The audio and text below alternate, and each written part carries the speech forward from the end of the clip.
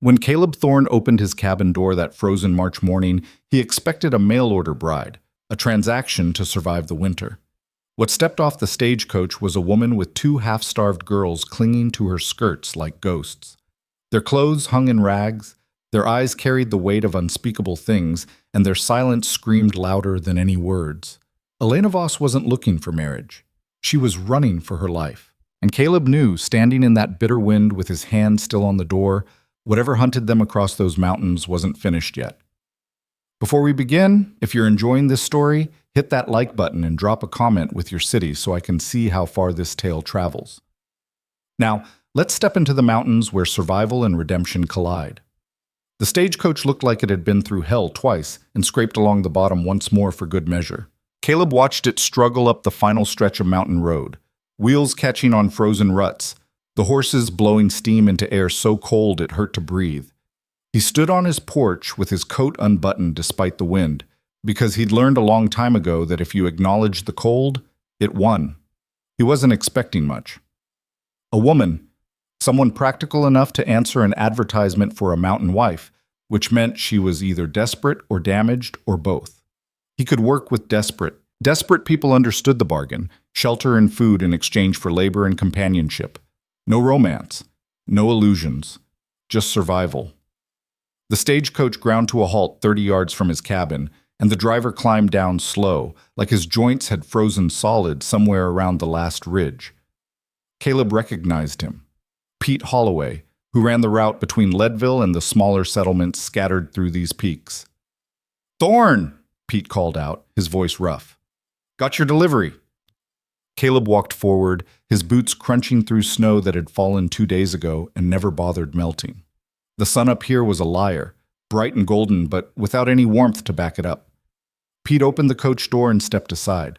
What emerged wasn't what Caleb expected. The woman came first, tall, maybe 5.5 feet, with dark hair pulled back so tight it must have hurt.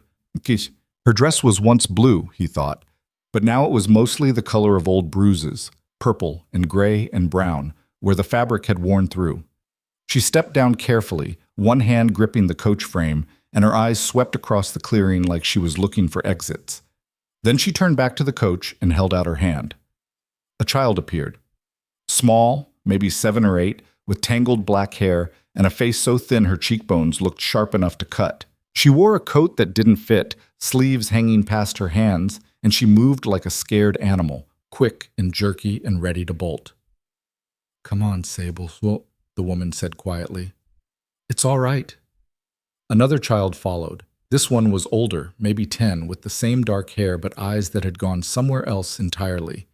She climbed down without taking the woman's hand, without looking at anything, really, just staring at the ground like it might open up and swallow her if she gave it enough attention. Caleb stood there, the cold finally registering as something pressing against his chest. "What the hell is this?" he said. Pete was already hauling bags off the coach roof, 2 carpet bags that looked like they'd been kicked down a mountain, and a canvas sack tied with rope. "Your mail order arrangement, far as I know." "I arranged for 1 woman, not 3. "Well?" Pete dropped the bags in the snow. "That's what you got." The woman, Elena, that was the name from the letters, stepped forward. Her chin came up, and Caleb saw something in her face that made him reassess everything. This wasn't defeat. This was someone who'd already lost and was still standing anyway. "Mr. Thorne," she said. Her voice was steady, which was remarkable considering her lips had a blue tint, and she was shaking hard enough that he could see it from 6 feet away. "I apologize for the confusion. The girls are my sisters. They have nowhere else to go. If you'll allow us shelter for the night, we'll be out of your way by morning." "Out of your way and going where?" Caleb asked. She didn't answer. Pete cleared his throat. "Listen, Thorne, I got a schedule. You want me to take them back down?" Caleb looked at the children. Really looked. The younger one, Sable, was pressed against Elena's side, one small fist twisted in the fabric of that ruined dress. She wasn't crying, but her eyes were wet and enormous, and there were marks on her neck. Dark purple thumbprints. The older girl, Mira, still hadn't looked up. She swayed slightly where she stood, and Caleb realized with a jolt that she wasn't staring at the ground. She was staring at nothing, seeing nothing, gone somewhere inside herself where the world couldn't reach. He'd seen men with that look. During the war, after battles that ground human beings into something less than human. No, Caleb said finally. They stay. Pete raised his eyebrows. You sure? I'm sure. Get out of here before the weather turns. Pete didn't need to be told twice. He climbed back up onto the driver's seat, snapped the reins, and the coach lurched forward. Within minutes, it had disappeared back down the mountain road, and Caleb was alone with three strangers who looked like they'd been chewed up by the world and spit out at his doorstep. Elena was still standing in the same spot, her hand on Sable's shoulder. Thank you, she said. We won't be any trouble. You're already trouble, Caleb said. But you're here now, so we might as well get inside before somebody freezes. He turned and walked back to the cabin without checking to see if they followed. Behind him, he heard the crunch of footsteps in snow, uneven and hesitant, and then the sound of the cabin door opening and closing. The interior wasn't much warmer than outside. He'd let the fire burn down to coals, but at least it blocked the wind. Caleb crossed to the stone fireplace and started building up the fire again, adding kindling and then larger pieces of split pine until flames caught and spread. When he turned around, all three of them were standing just inside the door like they'd been told not to move. Well, don't just stand there, Caleb said. Sit down. Elena glanced around. The cabin was one large room with a sleeping loft accessible by a ladder against the far wall. There was a table with two chairs, a trunk that served as storage and seating, and his bed pushed against the wall near the fireplace. That was it. No separate rooms, no privacy. The girls can sleep in the loft, Elena said quickly. I'll take the floor by the fire. You won't even know we're here. You'll know you're here when your back seizes up from sleeping on frozen planks, Caleb said. Loft's got a mattress up there, straw, but it's something. You can take that. I'll figure out the rest. That's your bed. It'll be your bed now. I don't sleep much anyway. This was true. Most nights Caleb sat up by the fire or stood on the porch watching the tree line. Sleep was something other people did.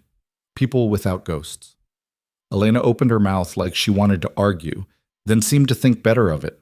Instead, she guided the girls toward the fireplace. Sable moved when Elena moved, still clinging to her sister's dress. Mira followed, but in that same disconnected way, like her body was on a delay from wherever her mind had gone. Caleb watched them arrange themselves near the fire. Not too close, he noticed, like they were afraid of taking up too much space. Sable's teeth were chattering. Mira didn't make a sound. When did you last eat? He asked. Elena hesitated. Yesterday. Liar. Her eyes snapped to his, and for a second he saw real anger there. Good. Anger meant fight left in her. 2 days ago, she admitted, but we're fine. You're not fine. You're half dead. He moved to the shelves near the far wall where he kept his supplies. Not much. Jerky, cornmeal, some potatoes that were starting to sprout, a tin of beans. He grabbed the beans and a pot from the hook by the fireplace. You don't need to... I'm not doing it for you, Caleb said flatly. I'm doing it because if one of you collapses, I'll have to deal with it. So sit there, be quiet, and let me think. He wasn't actually thinking. He was heating beans and trying to figure out what the hell he'd just gotten himself into. The advertisement he'd placed 3 months ago had been straightforward. Widower seeking practical woman for mountain living, hard work, isolation, marriage of convenience. He'd gotten 5 responses. Elena's letter had been different from the others. Shorter, more direct. No flowery language about wanting adventure or a new start. Just, I can work. I can cook. I don't expect much. He'd written back with terms. She'd agreed. That should have been the end of it. Instead, she'd shown up with 2 traumatized children and a look in her eyes that said she'd run out of choices about 100 miles back. The beans started bubbling. Caleb stirred them with a wooden spoon and tried not to look at the girls.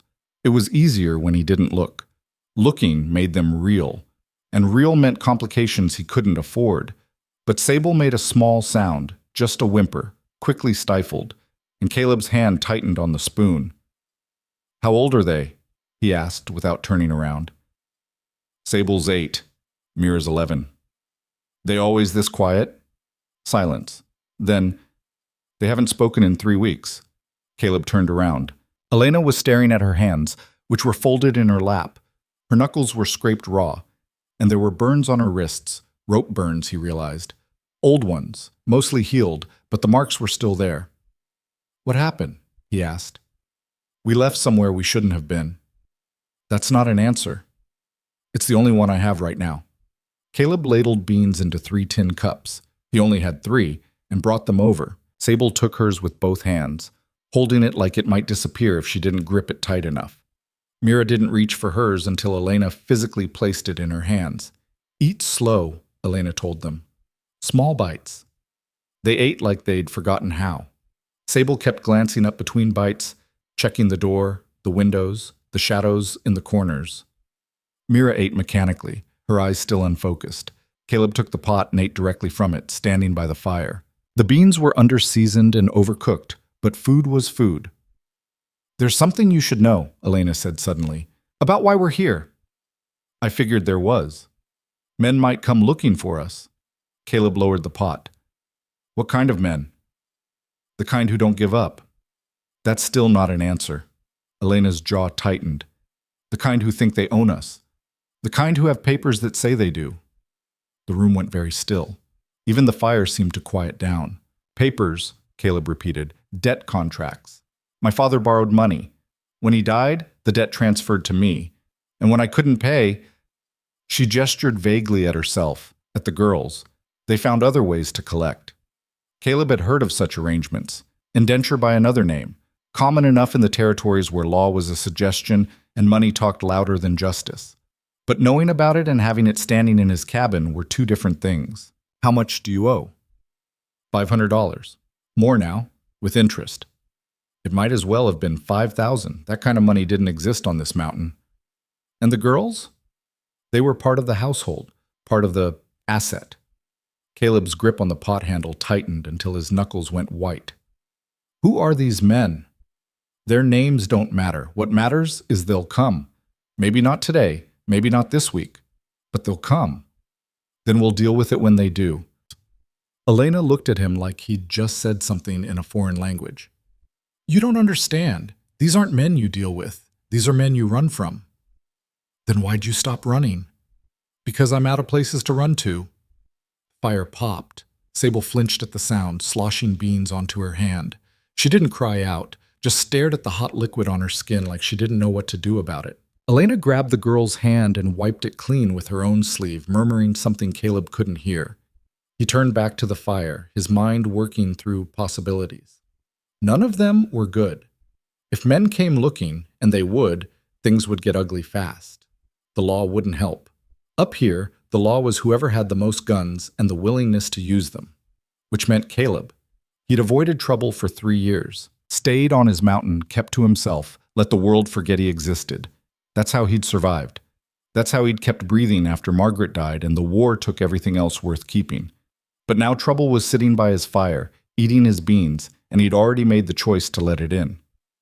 "All right," he said finally. "Here's how this works. You 3 stay here. You work. There's plenty that needs doing before real winter hits. You earn your keep. In exchange, you've got a roof and food, and nobody puts hands on you without going through me first. Understood?" Elena nodded slowly. "Understood." "Good. Now finish eating and get some rest. Tomorrow we'll figure out the rest." He didn't mention that he had no idea what the rest would look like. Didn't mention that he'd just painted a target on his own back. Didn't mention that the last time he'd tried to protect someone, he'd failed so completely that he'd spent 3 years trying to forget how to feel anything at all. But that was tomorrow's problem. Tonight, 3 people who'd run out of options were going to sleep somewhere warm. That would have to be enough. The next morning came too early and too cold. Caleb woke, though woke implied he'd actually slept, to gray pre-dawn light filtering through the cabin's single window and the sound of someone moving quietly near the fire. He sat up from where he'd spent the night on the floor near the door, his back protesting immediately. Across the cabin, Elena was crouched by the fireplace trying to coax life back into the coals without making noise. "It needs more kindling," Caleb said. She jumped, spinning toward him. In the dim light, he could see her hand had gone to something in her pocket. A knife, probably, or something she thought might work as one. "Sorry," he added, though he wasn't sure what he was apologizing for. "There's kindling in the box next to the woodpile, outside." Elena relaxed slightly, her hand coming back out of her pocket empty. I didn't want to wake anyone. I was awake. You slept on the floor. I've slept worse places. She studied him for a moment, then nodded and moved to the door. Caleb stood, his joints cracking in sequence, and started pulling on his boots. By the time Elena returned with an armful of kindling, he had his coat on and was heading outside himself. The mountain morning was knife-sharp and absolutely still. No wind. No sound except his own breathing and the crunch of his boots on frozen ground. The sky was starting to lighten in the east, turning from black to deep blue, and the peaks around him stood out like broken teeth against the coming dawn. Caleb walked to the small shed behind the cabin where he kept tools and extra firewood. He needed to think, and thinking was easier when his hands were busy. He was splitting wood when he heard the cabin door open again. He didn't turn around, just brought the axe down clean through a piece of pine, then set up another log. "Mr. Thorne?" Elena's voice. He drove the axe into the chopping block and finally looked at her. She'd come outside without a coat, just that thin dress, and she was hugging herself against the cold. But she wasn't shaking anymore. If anything, she looked harder than she had yesterday, more solid, like a night of sleep had returned some essential piece of her. "What?" Caleb asked. "I need to know what you expect from us. I told you last night, work, that's all." "That's not what I mean." She took a step closer. "You brought us into your home. Men don't do that without expecting something in return." Caleb felt something ugly twist in his chest. "I'm not those men." "I don't know that yet." "Fair enough." He pulled the axe free and set up another log, but he didn't swing. Instead, he looked at her directly. "I expect you to work because that's how you survive up here. I expect you to pull your weight because I can't carry 3 extra people through winter alone. And I expect you to be straight with me if those men show up, because I need to know what I'm dealing with. That's it. Anything else you're worried about, don't be." Elena searched his face. Whatever she found there must have been enough, because she nodded slowly. "All right," she said. "Then I'll cook breakfast, if you have anything to cook. Cornmeal, potatoes. There might be eggs if the chickens decided to cooperate." "You have chickens?" "3 of them. They're mean as hell and barely lay, but they're something." For the first time since she'd arrived, something almost like amusement crossed Elena's face. "I can work with that." She went back inside, and Caleb returned to splitting wood. But his mind was elsewhere, running through scenarios he didn't want to consider. Men with debt contracts. That meant men with resources, organization, maybe even law on their side, depending on how crooked the local authorities were. And they'd be looking for 3 people who'd stolen themselves, which was about as serious as theft got in territories where people were considered property if the paperwork said so. The smart thing would be to send them back down the mountain. Tell Pete to take them on his next run, wash his hands of the whole situation. But Caleb had stopped doing smart things the day he'd buried his wife. He worked for another hour, splitting enough wood to last a few days, then carried an armload back to the cabin. Inside, the fire was going strong and the smell of food, actual food, not just beans, filled the space. Elena had found the cornmeal and was frying up cakes on the cast-iron skillet.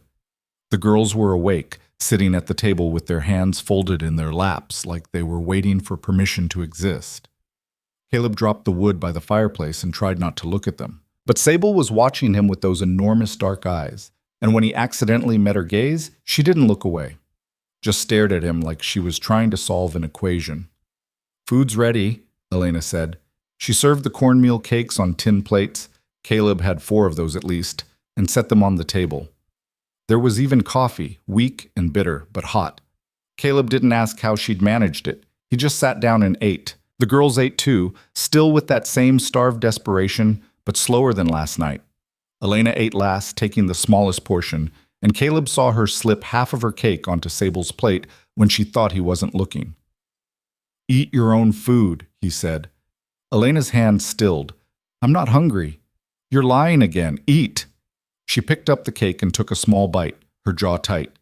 They ate in silence. Outside, the sun finally crested the peaks, sending long golden light through the window. It caught in the girl's dark hair and turned Elena's bruised dress into something almost beautiful. Caleb finished first and stood. "I need to check the trap lines. That'll take most of the day. You 3... He gestured vaguely at the cabin. "This place is a mess." If you want to be useful, clean it. There's soap and rags in the trunk. We can do that, Elena said. Good. Don't go outside the clearing. And if anyone comes, he paused. If anyone comes, you get the girls up into the loft, and you don't make a sound. Understood? Elena's face went pale. You think they'll come today? I don't know, and that's the problem. So be careful.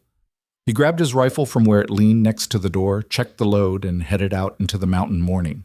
The trap lines ran in a wide circle around his property. Checking each one meant hours of walking through snow and evergreens and silence. Good. He needed silence, but even in the silence, he couldn't stop thinking about 3 pairs of eyes watching him from his own cabin, and the fact that he'd just promised to stand between them and whatever was coming. 3 years. That's how long he'd managed to keep the world at arm's length. It figured that the world would show up looking like a woman in a torn blue dress and 2 children who'd forgotten how to speak. By the time Caleb returned, the sun was beginning its slide behind the western peaks and the temperature was dropping fast. He'd caught a rabbit in one of the traps and 2 grouse in another, enough for a decent meal and maybe some left over. He could smell smoke from the cabin's chimney half a mile away, and when he got close enough to see the clearing, he stopped. The cabin looked different. It took him a moment to figure out why. The front step had been swept clean of snow and debris. The woodpile next to the door had been restacked, the logs arranged properly instead of just thrown in a heap. Even the windows had been cleaned, the grime of 3 winters wiped away. Caleb stood there with dead animals slung over his shoulder and tried to remember the last time his home had looked cared for. He couldn't. Inside, the transformation was even more dramatic. The floor had been scrubbed, the table cleaned. His few possessions, tools, clothes, cooking equipment, had been organized with a precision that felt almost military. The cabin smelled like lye soap and wood smoke, and something else he couldn't quite place. Elena was at the fireplace, stirring something in his largest pot. The girls were in this corner near the sleeping loft, Sable working on refolding blankets while Mira sat with her back against the wall, her eyes distant, but her hands busy mending a shirt that Caleb had given up on months ago. You're back, Elena said, glancing over her shoulder. She saw the game and something flickered in her expression. Relief, maybe, or hunger. That's good. I was starting to worry. Why would you worry? Because if something happened to you, we'd be alone up here with winter coming. Practical. He could respect that. Caleb dropped the rabbit and grouse on the table. You know how to dress game? Yes? Then have at it. I'll bring in more wood. He went back outside, grateful for the excuse. The cabin felt smaller with people in it, the air thicker. He wasn't used to having to account for others, to modulate his presence or his words. For 3 years, he'd existed alone, and alone meant no complications. This was complicated. He brought in enough wood for the night, and then some, stacking it neatly near the fireplace the way Elena had stacked the woodpile outside. When he was done, she had the rabbit skinned and quartered, working with quick efficiency that spoke of long practice. You've done this before, he observed. My father was a hunter. Before... She didn't finish the sentence. I learned young. What about the girls? They learned too? Elena's hand stilled for just a moment. They learned other things. The way she said it made Caleb decide not to ask what other things meant. Instead, he moved to the shelves and pulled down some wild onions he'd dug up last fall, some dried herbs that Margaret had planted years ago and that somehow kept coming back. Here, he said, setting them on the table. If you're making stew, these'll help. Elena looked at the herbs like he'd handed her gold. Thank you. They worked in strange tandem. Elena at the fireplace, Caleb preparing vegetables, the girls quiet in their corner. It wasn't comfortable exactly, but it wasn't unbearable either, just different. The stew came together slowly. Outside, full dark arrived, and with it the temperature dropped another 10 degrees.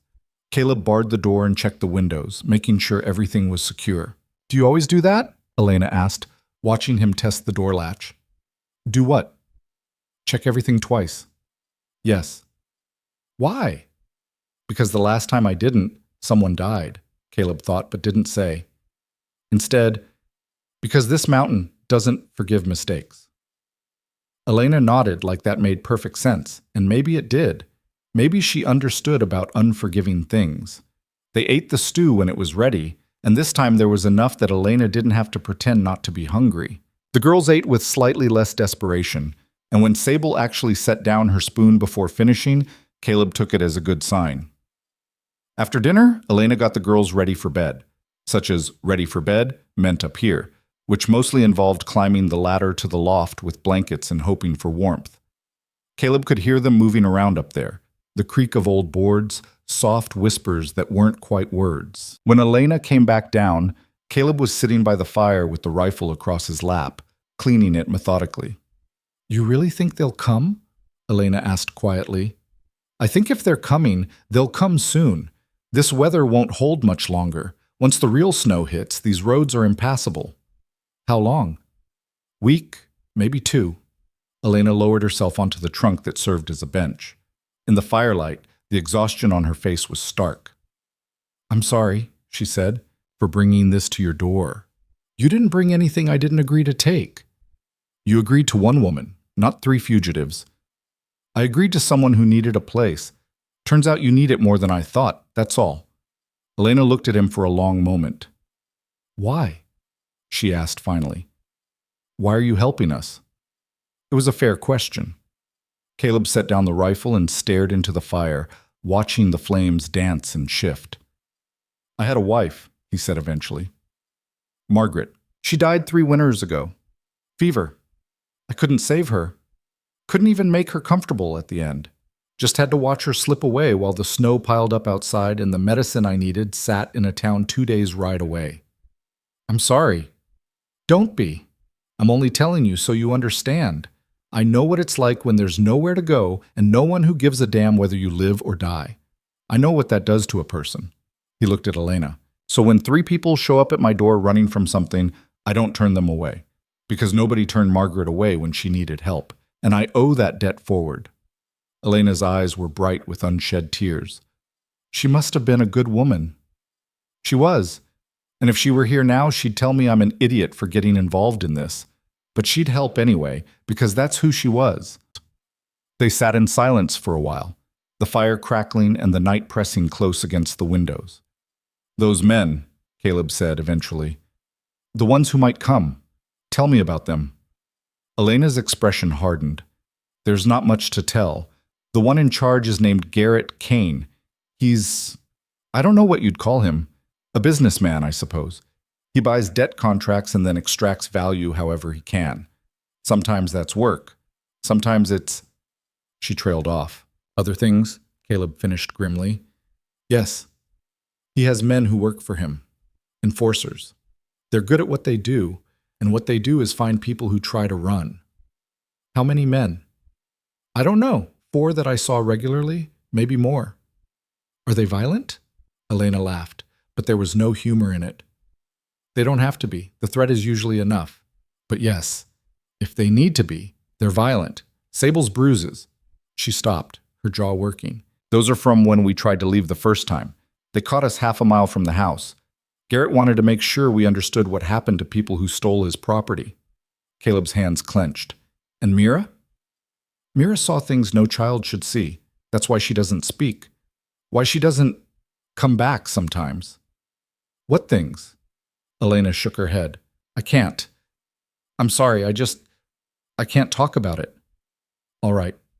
They fell silent again. Up in the loft, one of the girls was crying. Soft, muffled sounds that she was clearly trying to hide. Elena started to stand, but Caleb held up a hand. "Let her cry. Sometimes people need to." "She'll wake Mira." "Then Mira wakes up. That's allowed too." Elena settled back slowly, her hands twisting in her lap. "You're very certain about things." "I'm certain about very few things, but I'm certain that people who've been holding things in too long need to let them out, or they'll break from the inside." "Is that what happened to you?" Caleb looked at her sharply. Elena met his gaze without flinching. "Yes," he said finally. "That's exactly what happened to me." He stood, crossing to the door to check the latch one more time, even though he'd already checked it twice.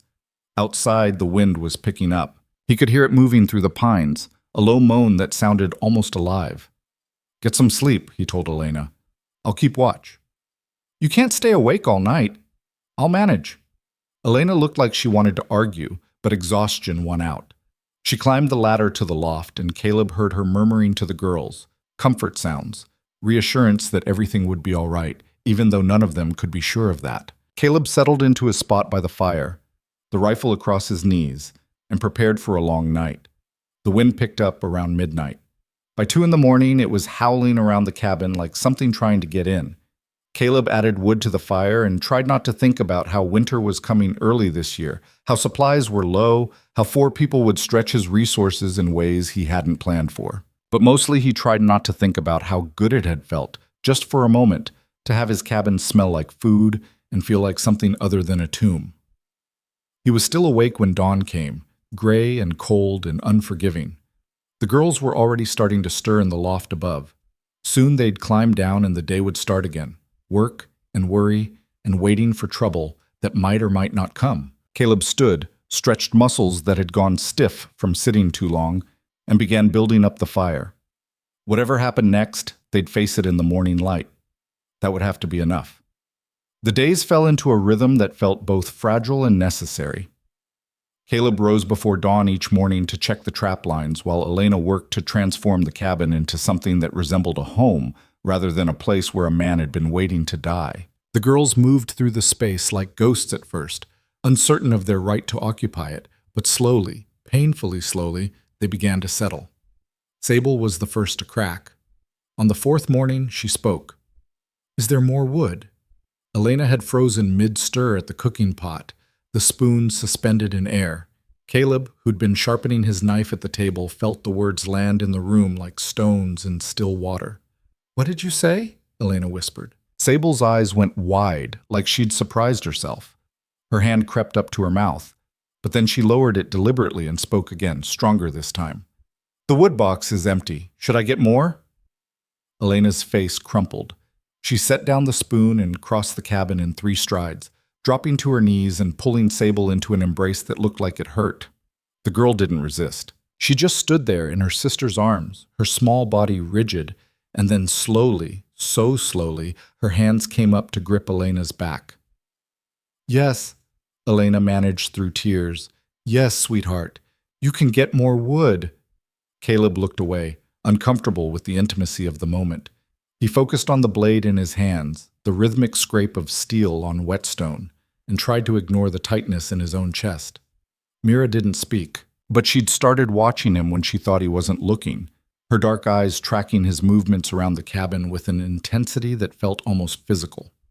Sometimes he'd catch her gaze and she'd look away immediately, retreating back into whatever interior space she'd built for herself.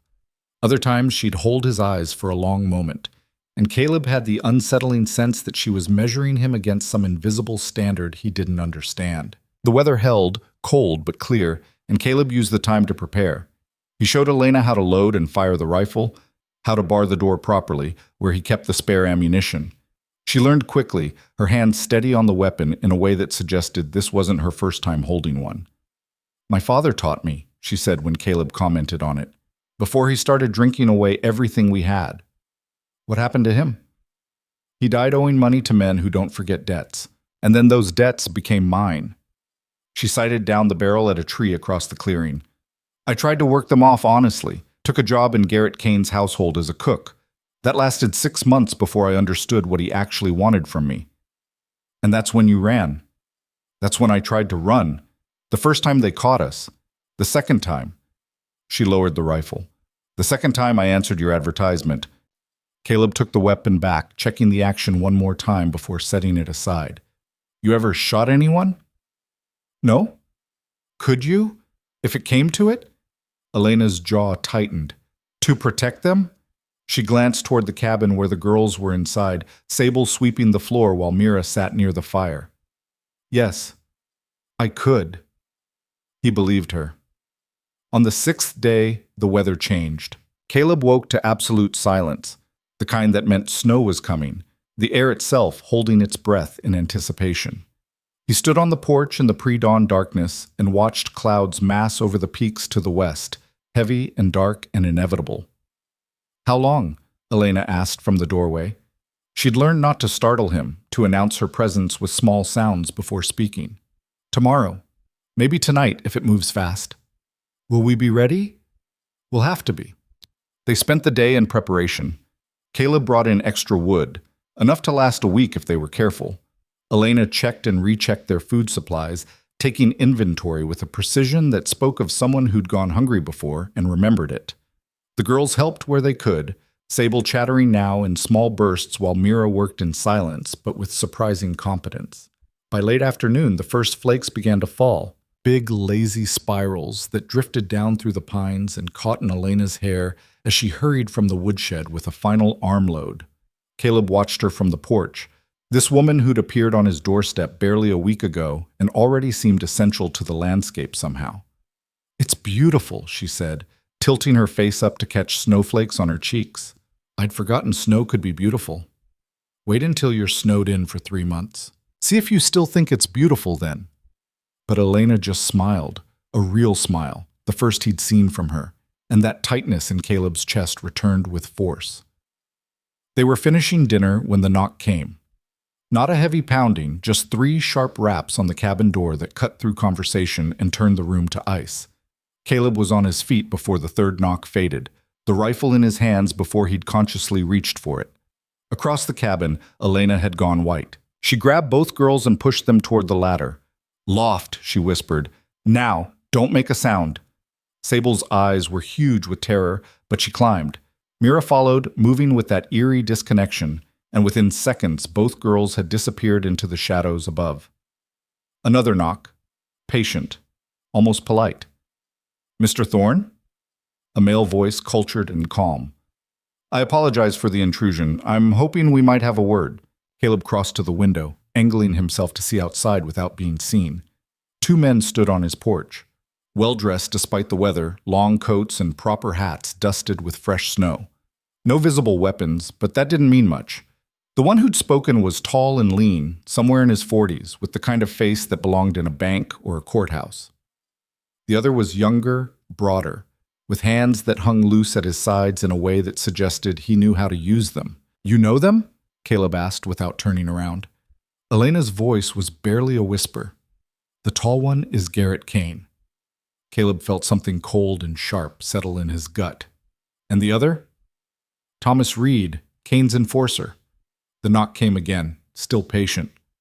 "I can hear you moving around in there, Mr. Thorne. I assure you we mean no harm. We're simply looking for some missing property, and we have reason to believe you might have information that could help us." Caleb glanced at Elena. She'd pressed herself against the wall near the fireplace, her hand in her pocket where he knew she kept a small kitchen knife. Not much of a weapon, but something. "Stay here," he told her. "Don't come out unless I say." "Caleb?" "Stay here." He crossed to the door, the rifle held low but ready, and lifted the bar. The door swung open on hinges that needed oiling, and cold air rushed in along with swirling snow. Garrett Kane smiled. It was a pleasant smile, the kind that showed teeth and crinkled the corners of his eyes. "Mr. Thorne, thank you for seeing us on such a dreadful evening." "Didn't say you could come in." "Of course not. We're perfectly comfortable out here." Kane glanced at the snow gathering on his shoulders with mild amusement. "Though I confess I'd hoped for some frontier hospitality." "You're getting all the hospitality you're due. State your business." Kane's smile never wavered, but something shifted in his eyes. A calculation, a reassessment. "Very well. I'll be direct. I'm looking for a woman named Elena Voss and her 2 younger sisters. They left my employ rather suddenly about 2 weeks ago, and I'm concerned for their welfare. The territories can be dangerous for women traveling alone." "Can't help you." "No? That's unfortunate." Kane pulled a folded paper from his coat pocket, the movement slow and deliberate. "You see, I have a contract here, legally binding. Miss Voss's father signed it before his death, and the debt, quite substantial, I'm afraid, transferred to his eldest daughter upon his passing. That makes her my legal responsibility until such time as the debt is satisfied." "Don't know anyone by that name?" "Mr. Thorne." Kane's voice remained pleasant, but there was steel underneath now. "I believe you placed an advertisement for a mail-order bride some months ago. I also believe that a woman matching Elena Voss's description arrived on the stagecoach from Leadville 6 days past. Pete Holloway, the driver, confirmed as much." Caleb's grip on the rifle tightened. "Pete talks too much." "Pete talks for $5. which I find a reasonable price for information. Kane refolded the paper and tucked it away. Now, I'm prepared to be reasonable about this. You seem like a practical man. Perhaps we can come to an arrangement that benefits everyone. What kind of arrangement? I'm willing to overlook the, shall we say, irregularity of the situation. You clearly paid for a bride in good faith, unaware that the woman in question was already obligated elsewhere. I'm prepared to compensate you for your trouble, say $50, and collect my property without further fuss. The word property landed like a slap. Caleb felt his jaw tighten, his finger moving closer to the trigger. There's no property here, he said slowly. Just my wife. Kane's expression didn't change, but the enforcer, Reed, shifted his weight slightly. Ready. Your wife, Kane repeated. How fascinating, and when exactly did this marriage take place? Week ago, right after she arrived. I see. And you have documentation of this marriage? A certificate, perhaps? Signed by a proper authority? Caleb said nothing. Kane's smile widened. Of course not, because there is no marriage. There's a frightened woman hiding in your cabin with 2 children who belong to me under legal contract. Now, I've been patient, I've been polite. But my patience has limits, Mr. Thorne. So does mine. The rifle came up, not quite pointing at Kane, but close enough to make the threat clear. Reed's hand moved toward his coat, but Kane held up a hand to stop him. Careful, Kane said softly. Threatening a man engaged in lawful recovery of his property is a serious offense. The territorial marshal takes a dim view of such things. The marshal's 3 days' ride from here, and this snow's about to make it 6. True. But spring always comes, Mr. Thorne, and when it does, I'll still be looking for what's mine. The law will still be on my side, and you'll still be a man who made very poor choices about who to protect. Caleb took a step forward, forcing Kane to take a step back. Here's how this is going to work. You're going to get off my land. You're going to go back wherever you came from, and you're going to forget you ever heard the name Elena Voss.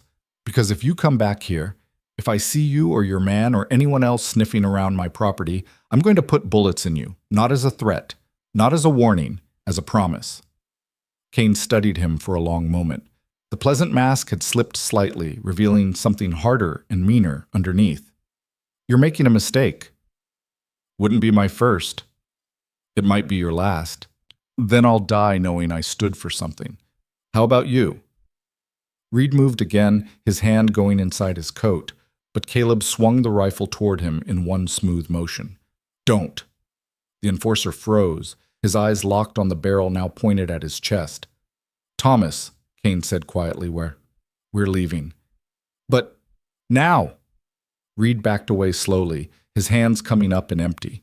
Kane followed, that smile back in place, but his eyes promising violence. This isn't over, Kane said. Yeah, it is. Caleb kept the rifle trained on them until they'd mounted horses he hadn't noticed in the darkness beyond the porch, and disappeared down the mountain road. Even then, he stood in the doorway for another 5 minutes, watching the snow fall and the tree line for any sign of movement. When he finally closed the door and barred it, his hands were shaking. Elena emerged from beside the fireplace, her face pale, but her eyes hard. He'll come back? I know. He'll bring more men. Maybe the marshal, if he can convince him there's money in it. I know that too. Then why? Her voice broke. Why did you do that? You could have just given us up, taken his money, walked away clean. Caleb set the rifle down carefully and turned to face her. Because that's not who I am, and because no one gets to call people property. Not on my mountain, not anywhere. Elena stared at him, tears streaming down her face. You don't understand what you've done. He won't stop. He'll destroy you. Let him try. Caleb, I made my choice. We'll deal with what comes. Above them, floorboards creaked. Sable's voice, small and scared, drifted down from the loft. Elena? Are they gone? Elena wiped her eyes roughly. They're gone, sweetheart. You can come down. The girls descended the ladder, Sable first with Mira following. Sable ran straight to Elena, burying her face in her sister's dress. Mira stopped a few feet away, her eyes finding Caleb's. For the first time since she'd arrived, she spoke. Thank you. Her voice was rusty from disuse, barely more than a whisper, but the words were clear. Caleb felt something crack in his chest, something that had been frozen solid for 3 years, suddenly shifting and breaking apart. "You're welcome," he managed. Mira nodded once, then turned and followed her sisters to the fire. Caleb stood there in the middle of his cabin, listening to the wind pick up outside and the snow begin to fall in earnest, and realized that he'd just declared war on a man who had law and money and violence on his side. All he had was a rifle, a mountain, and 3 people who'd run out of places to hide. It would have to be enough. The storm that had been threatening arrived in force around midnight, turning the world outside into a howling white void. Caleb sat by the fire, the rifle across his knees, and listened to wind that sounded like living things trying to claw their way inside. Elena sat across from him, her hands busy with mending even though it was too dark to see properly. The girls had finally fallen asleep in the loft, their breathing audible in the brief pauses between gusts. "You should rest," Caleb said. "So should you." "I'll rest when I'm sure they're not coming back tonight." Elena set down her mending and looked at him directly. "They won't come back in this weather. Kane's many things, but he's not stupid. He'll wait for the storm to pass, then regroup. Probably go to town, see if he can get the marshal interested. Make his move when he has backup and legitimacy." "How long does that buy us?" "A week, maybe 2 if the weather stays bad." "And then?" Elena's hands twisted in her lap. "And then we run again. Take the girls and disappear before he can—" "No." "Caleb, you can't fight him. He has resources, connections. He'll bury you." "Maybe, but I'm not running, and neither are you." "Why not? What's the point of making a stand if it just gets everyone killed?" Caleb fed another piece of wood into the fire, watching sparks spiral up toward the chimney. "You remember I told you about Margaret?" "Your wife?" "Yes. What I didn't tell you is how she died. It wasn't just fever. It was fever because we didn't have medicine. We didn't have medicine because I was too scared to ride to town in the middle of winter, too worried about leaving her alone, too convinced the storm would kill me before I got there." He looked at Elena. "So I stayed, and I watched her die, and I've spent 3 years knowing that if I'd just been braver, been willing to take the risk, she might still be alive." "That wasn't your fault." "Maybe not, but it taught me something. Sometimes the safe choice is the wrong choice. Sometimes you have to stand and fight even when the odds are terrible, because the alternative is living with yourself after you've run away." Elena was quiet for a long moment. Outside, the wind screamed and the cabin creaked under the assault. Finally, she said, "What if we lose?" "Then we lose fighting. That's better than losing because we never tried." "Is it?" "For the girls, I mean. They've already been through so much. The girls need to see that someone will stand up for them, that they're worth fighting for. Otherwise, what are we teaching them? That they should just accept whatever the world decides they're worth?" Elena's eyes glistened in the firelight. "You're a stubborn man, Caleb Thorne." "Been told that before?" "Margaret must have been incredibly patient." "She was. Put up with a lot more than she should have." They sat in silence after that, each lost in their own thoughts while the storm raged and the fire burned low. Eventually, Elena stood and climbed the ladder to the loft, leaving Caleb alone with his vigil. He didn't sleep, just sat and watched and waited for dawn that seemed like it might never come. But it did come, gray and cold and buried under 2 feet of fresh snow. The storm had passed, leaving behind a landscape transformed into something pristine and hostile. Caleb stood on the porch in the early light and surveyed his small kingdom, the cabin, the woodshed, the clearing, all of it outlined in white and impossibly still, beautiful and deadly, like most things in these mountains. He was still standing there when Elena came out, wrapped in a blanket against the cold. "You didn't sleep at all, did you?" "Didn't need to." "Caleb, I'm fine." He wasn't, but that was beside the point. "We need to make plans. If Kane comes back, when he comes back, we need to be ready." "What kind of plans?" "Defenses? Supplies? Escape routes if it comes to that." He glanced at her. "You said you can shoot. How good are you really?" "Good enough to hit what I'm aiming at, most of the time." "Most of the time isn't good enough. I'll teach you to be better." Over the next few days, that's exactly what he did. In the mornings, after checking trap lines and securing the cabin against the cold, Caleb took Elena into the clearing and ran her through drills, loading, aiming, firing at targets he'd set up against the tree line. She improved rapidly, her hands growing steady and her aim more certain. The girls watched from the porch, Sable with open fascination and Mira with that silent intensity. On the third day, Sable asked if she could try. Caleb looked at Elena, who bit her lip and then nodded. "All right," Caleb said, "but we start small." He taught Sable to load the rifle first, how to check if it was ready, how to hold it properly without it being too heavy for her small frame. She listened with complete attention, her face serious in a way that made her look older than 8 years old. When she finally fired her first shot, missing the target completely, but not flinching at the recoil, she turned to Caleb with something like pride in her eyes. "Did I do good?" "You did fine. We'll work on your aim." Mira never asked to try, but Caleb caught her studying the rifle when she thought no one was looking, her fingers sometimes moving through the motions of loading that she'd seen Sable practice. On the 5th night after Kane's visit, Elena came to sit by Caleb at the fire after the girls had gone to sleep. "Can I ask you something?" she said. "Go ahead." "What happens if Kane doesn't come back? What if the storm scared him off, or he decided we're not worth the trouble?" Caleb considered this. "Then we keep living. We get through winter. Come spring, maybe we figure out something more permanent." "Like what?" "Like actually getting married, if you're willing. Make it legal so Kane's claims don't hold any weight."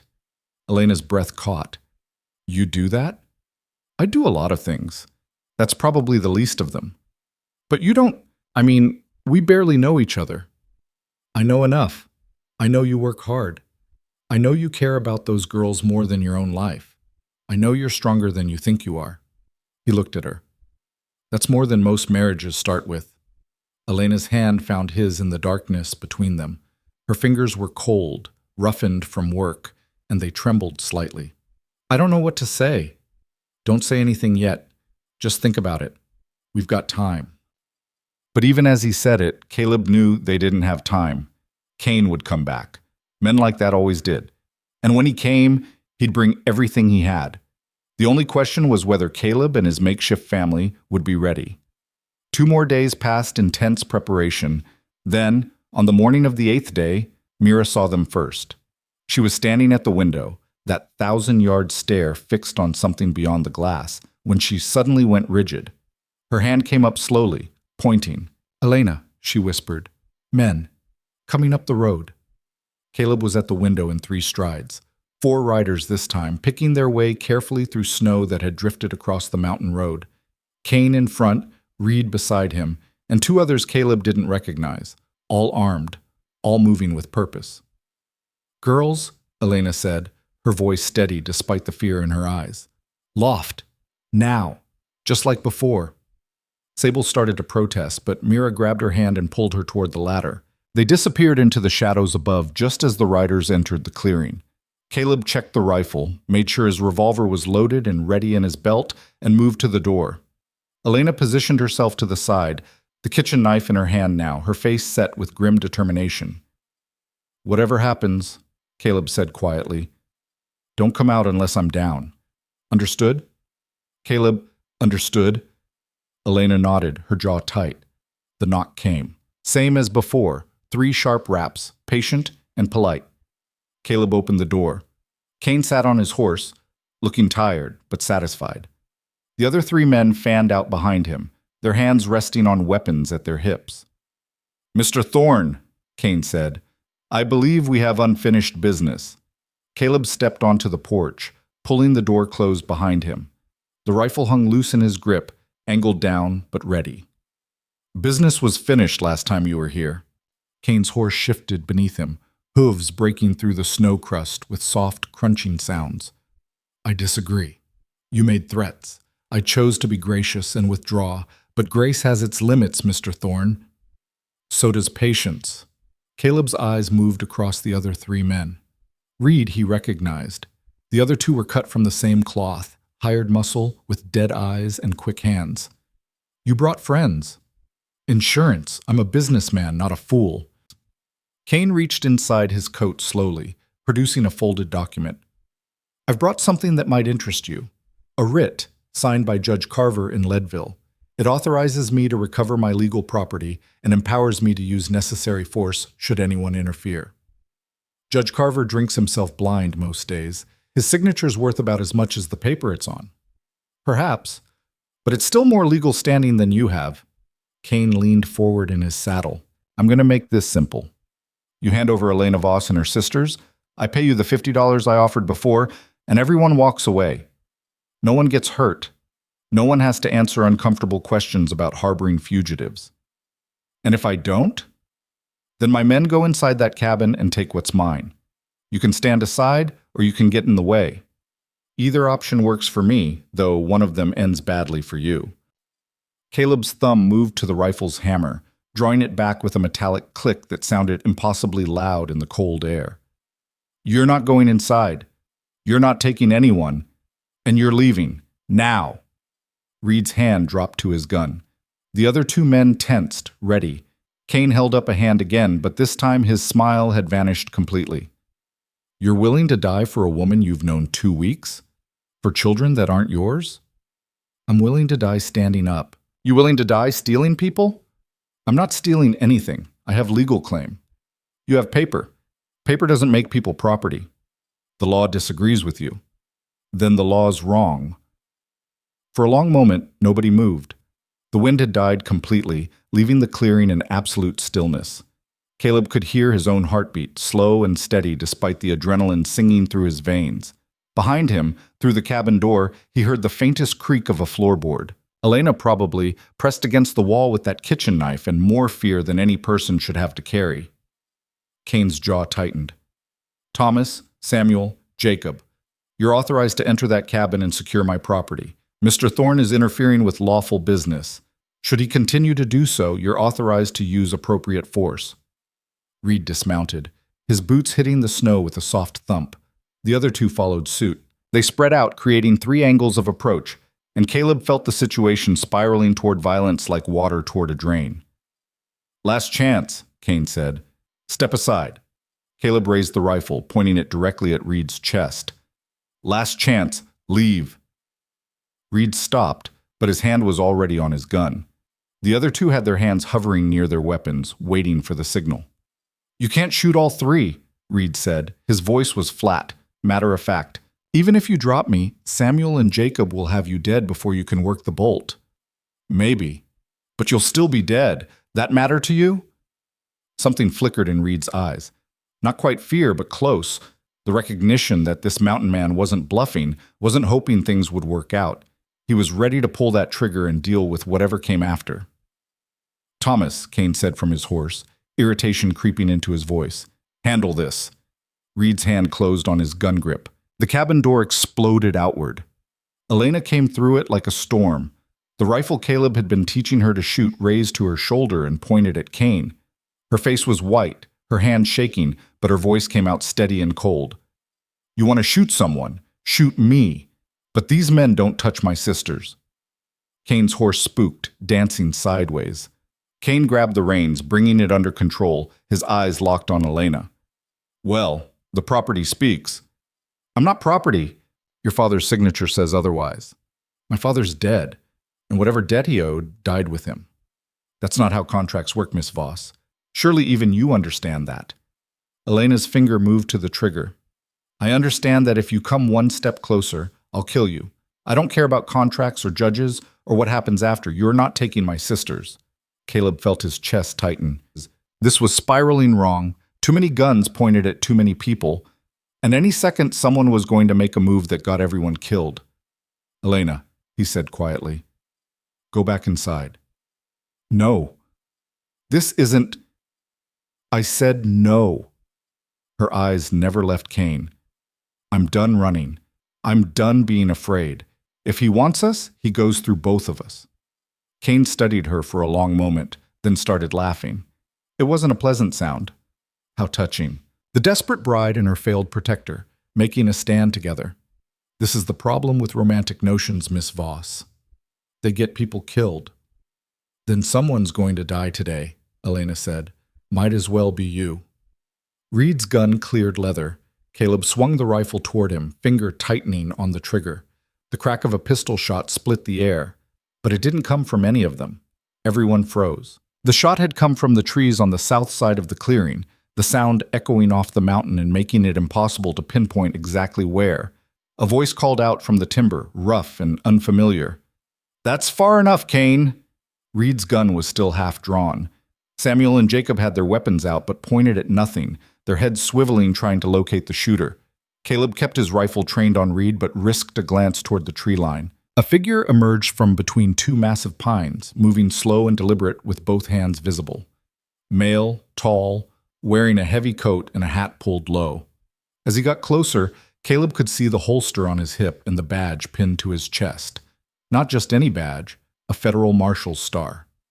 "Nobody move," the man said, his voice carrying easy authority. "Weapons down, all of you." Kane's face had gone rigid. "Marshal Dixon, this is unexpected." "I'm sure it is." Dixon moved into the clearing proper, his hand resting on his own gun, but not drawing it. He was maybe 50, with a gray beard and eyes that had seen too much and forgotten none of it. "Been tracking you for 3 days, Kane. Your trail's easier to follow than you think." "I have authorization from Judge Carver." "Judge Carver's authorization doesn't mean much when I have a warrant for your arrest, issued by Federal Judge Morrison in Denver. Seems there are some questions about your business practices. Specifically, questions about debt contracts that look a lot like slavery." The word hung in the cold air like smoke. Reed's gun hand twitched, but Dixon's eyes cut to him immediately. "Don't," Dixon said flatly. "I've already shot one man today for being stupid. Happy to make it 2. Reed's hand slowly moved away from his gun, but his eyes promised violence later. Caleb lowered his rifle slightly, but didn't lower it all the way. This could still be a trick, some play Kane had arranged. He glanced at Elena, who looked equally uncertain. Dixon noticed. "You Caleb Thorne?" "I am." "You can lower that weapon. I'm not here for you." Dixon moved closer, keeping Kane and his men in his peripheral vision. "Got a report from Pete Holloway, the stagecoach driver. Said he dropped off a woman and 2 children up here, and a few days later Kane came asking questions and paying for information.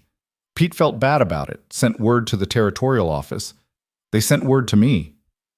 "Why would they send a federal marshal?" Kane demanded. "This is a civil matter. It stopped being civil when you started trafficking people across state lines." Dixon pulled out a set of papers from inside his coat. "I've got testimony from 6 women who worked in your household. Testimony about being held against their will, being forced into situations they didn't consent to, having their children used as leverage." He looked at Kane with undisguised disgust. "You're going to prison, Kane. Only question is how many of your men go with you." Samuel and Jacob exchanged glances. They'd been hired guns, following orders for pay, but federal charges were different than local troubles. Jacob took a step back, his hands coming up.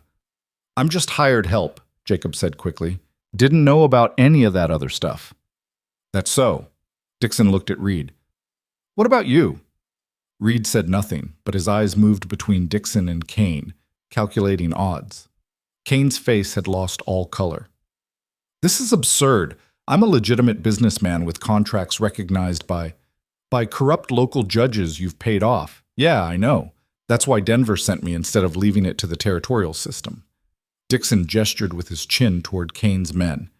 "Reed, Samuel, Jacob, you've got a choice. You can come quiet and testify against Kane, maybe get reduced charges, or you can resist and I'll put you in the ground right here. Won't lose sleep either way." Samuel was already unbuckling his gun belt, letting it drop into the snow. Jacob followed suit. Reed stood frozen for another few seconds, his jaw working, then finally, slowly, he reached down and removed his gun belt with 2 fingers, tossing it away from himself. "Smart," Dixon said. He looked at Caleb. "You got rope?" "In the shed." "Get it. We're going to secure these gentlemen before we head down the mountain." Caleb glanced at Elena, who nodded. He moved carefully past Kane's men toward the woodshed, the rifle still in his hands. Elena backed toward the cabin door, keeping Kane covered until Caleb returned with a coil of rope. Dixon directed the operation with calm efficiency, having Reed and the others bind each other's hands, then checking the knots himself and adding extra where needed. Kane sat on his horse throughout, his face a mask of rage barely contained. "This isn't over," Kane said as Dixon secured him last. I have lawyers, connections. You think you can just... I think I can arrest you and let a jury decide if your connections matter more than the law. That's how this works. Dixon finished with the rope and stepped back. Besides, those connections of yours have been drying up. Turns out people don't like being associated with slavers once the newspapers start asking questions. Kane's mouth snapped shut. Dixon turned to Caleb and Elena. I'm going to need statements from both of you, and I'll need to speak with the children if they're able. Elena's grip on the rifle tightened. My sisters have been through enough. I understand, but if we're going to make charges stick, I need their testimony. I promise I'll be gentle. No, Elena's voice was firm. They're not testifying. They're not going anywhere near a courtroom where Kane can see them. I won't do that to them. Dixon frowned. Miss Voss, I'll testify. I'll tell you everything, but you leave them out of it. Your testimony alone might not be enough. Then it's not enough. But I won't sacrifice them to your case. Dixon looked like he wanted to argue, but something in Elena's face must have convinced him it was pointless. He sighed. All right, we'll work with what we have, but I still need to confirm they're here, that they're safe. I can't just take your word for it. Elena looked at Caleb. He nodded slightly, then called up toward the cabin. Girls, it's safe. You can come out. The cabin door opened slowly. Sable emerged first, her eyes huge and frightened, scanning the scene. Mira followed, one hand gripping her younger sister's shoulder. Dixon took one look at them, at the fear in their eyes, the way they moved like prey animals ready to bolt, and his expression hardened further. I've seen enough, he said quietly. He looked at Kane. I hope they hang you. Kane said nothing, but the look he gave the girls was pure venom. Caleb moved between them and Kane without thinking, blocking the line of sight. Reed noticed the movement, and something like respect flickered across his face. Dixon began organizing the departure. It took the better part of an hour to get Kane and his men ready for the journey down the mountain. The horses had to be gathered, supplies checked, the captured men positioned so they couldn't make a break for it. While Dixon worked, he spoke quietly with Caleb and Elena, taking their statements, making notes in a small leather book he produced from his coat. You understand you might still have to testify, Dixon told Elena. In Denver, in front of a federal court. It could take months. I understand. And there might be retaliation attempts. Kane has resources, even in custody. You'll need to be careful. We've been careful for 2 years. We can manage. Dixon looked at Caleb. You prepared to protect these people long term? I am. That's a big commitment for a man who just wanted a mail-order bride. Situations change. They do. Dixon studied Caleb for a moment. You're a veteran, I can tell. What unit? 2nd Colorado Volunteers, Glorieta Pass. Dixon's eyebrows went up. That was a hard fight. They all were. True enough. Dixon closed his notebook. Listen, Thorne. What you did here today, standing up to Kane, that took guts. But guts don't always win.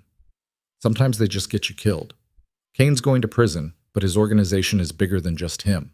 There might be others who come looking, trying to settle scores or recover assets. Let them come. Don't be stupid. You've got children to think about now. Caleb felt the weight of that statement. He glanced at the girls who were pressed against Elena near the cabin door, watching everything with wide eyes. What do you suggest? Caleb asked. Make it legal. Actually marry Miss Voss, get proper documentation. That'll provide some legal protection. And maybe... Dixon hesitated. Maybe consider relocating.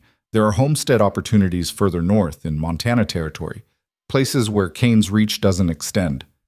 This is my land. Land isn't worth dying for.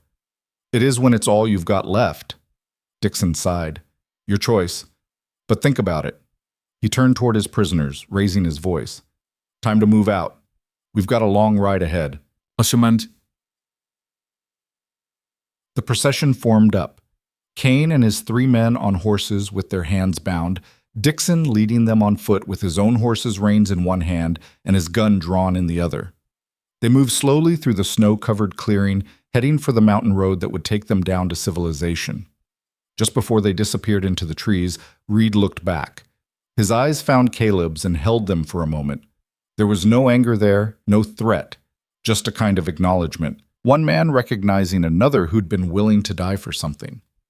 Then they were gone, the sounds of their passage fading into the distance until only silence remained. Caleb stood on his porch for a long time after, the rifle still in his hands, watching the empty trail. Elena came to stand beside him, close enough that their shoulders almost touched. "Is it really over?" she asked quietly. "Dixon's part is. Kane's probably done, but there might be others." "I know. So we stay ready." "Yes." They stood together in the cold, and for the first time since this all started, Caleb felt something like hope trying to work its way through the ice around his chest. That night, after the girls had finally settled into sleep and Elena had stopped checking the windows every few minutes, Caleb sat by the fire and tried to process everything that had happened. The cabin felt different now, not just a place he existed in, but a place worth defending. The people inside it weren't just obligations, they were becoming something else, something that mattered. Elena came down from the loft, moving quietly. She'd changed into one of Margaret's old dresses that Caleb had given her, and in the firelight she looked less like a fugitive and more like someone who belonged here. "Can't sleep?" Caleb asked. "Too much in my head." She settled onto the trunk beside him. "I keep thinking about what Dixon said, about Kane's organization being bigger than just him. We'll handle it. Will we? Caleb, you saw Reed's face. He's smart. He's going to testify against Kane to save himself, but that doesn't mean he's going to forget about us. And the others, Samuel, Jacob, they're hired guns. They work for whoever pays them. If someone else picks up Kane's contracts, then we deal with them too. You can't fight the whole territory. Watch me." Elena turned to look at him, and in her eyes he saw fear and gratitude and something else he couldn't quite name. "Why are you doing this, really? Don't tell me it's about Margaret or debts forward or any of that. Why risk everything for 3 people you barely know?" Caleb stared into the fire, searching for words that felt true. "You want the honest answer?" "Yes. Because for 3 years I've been half dead, living but not alive, going through motions because stopping meant thinking about what I'd lost. And then you showed up with those girls, and suddenly I had a reason to be more than that. Suddenly, there was something worth protecting again, worth fighting for." He looked at her. "So maybe I'm not doing this for you. Maybe I'm doing it for me. Because being the man who stands up is better than being the man who hides." Elena's eyes were shining with tears. "That's the saddest thing I've ever heard." "Probably, but it's true." She reached out slowly, her hand finding his in the space between them. Her fingers were warm now, no longer that deathly cold from when she'd first arrived. They sat like that for a while, hands linked, watching the fire burn down to coals. "Dixon mentioned marriage," Elena said finally. "Making it legal." "He did. Is that something you'd actually want? Or just something practical?" Caleb considered the question carefully. "I won't lie to you and say I'm in love. I don't know if I remember how to be, but I respect you. I trust you. And I think we could build something real here, given time. That's more than most marriages have." "It is," Elena agreed. "But what about the girls? They're part of this too." "They are. Which is why if we do this, we do it right. Not just a legal arrangement, but a real family. They'd be my responsibility as much as yours. They come with a lot of problems. Sable's nightmares. Mira's silence. Well, her not silence now, but still. The fear they carry. We've all got problems. Theirs don't scare me." Elena studied his face. "You mean that?" "I do." She was quiet for a long moment, then squeezed his hand. "All right. When this is all settled, when we know Kane's really locked away and his people aren't coming, we'll talk about it properly. Make real plans." "Agreed." They sat together until the fire died completely and the cabin grew cold. Then Elena went back up to the loft, and Caleb wrapped himself in a blanket near the door, the rifle within easy reach. Sleep came slowly, but when it finally arrived, it was deeper and more restful than any he'd had in years. Morning brought clear skies and brutal cold. Caleb woke to frost on the inside of the windows and his breath visible in the air. He got the fire going and was surprised when Mira came down the ladder before anyone else. She stood by the fireplace warming her hands and didn't look at him for a long time. Finally, she spoke.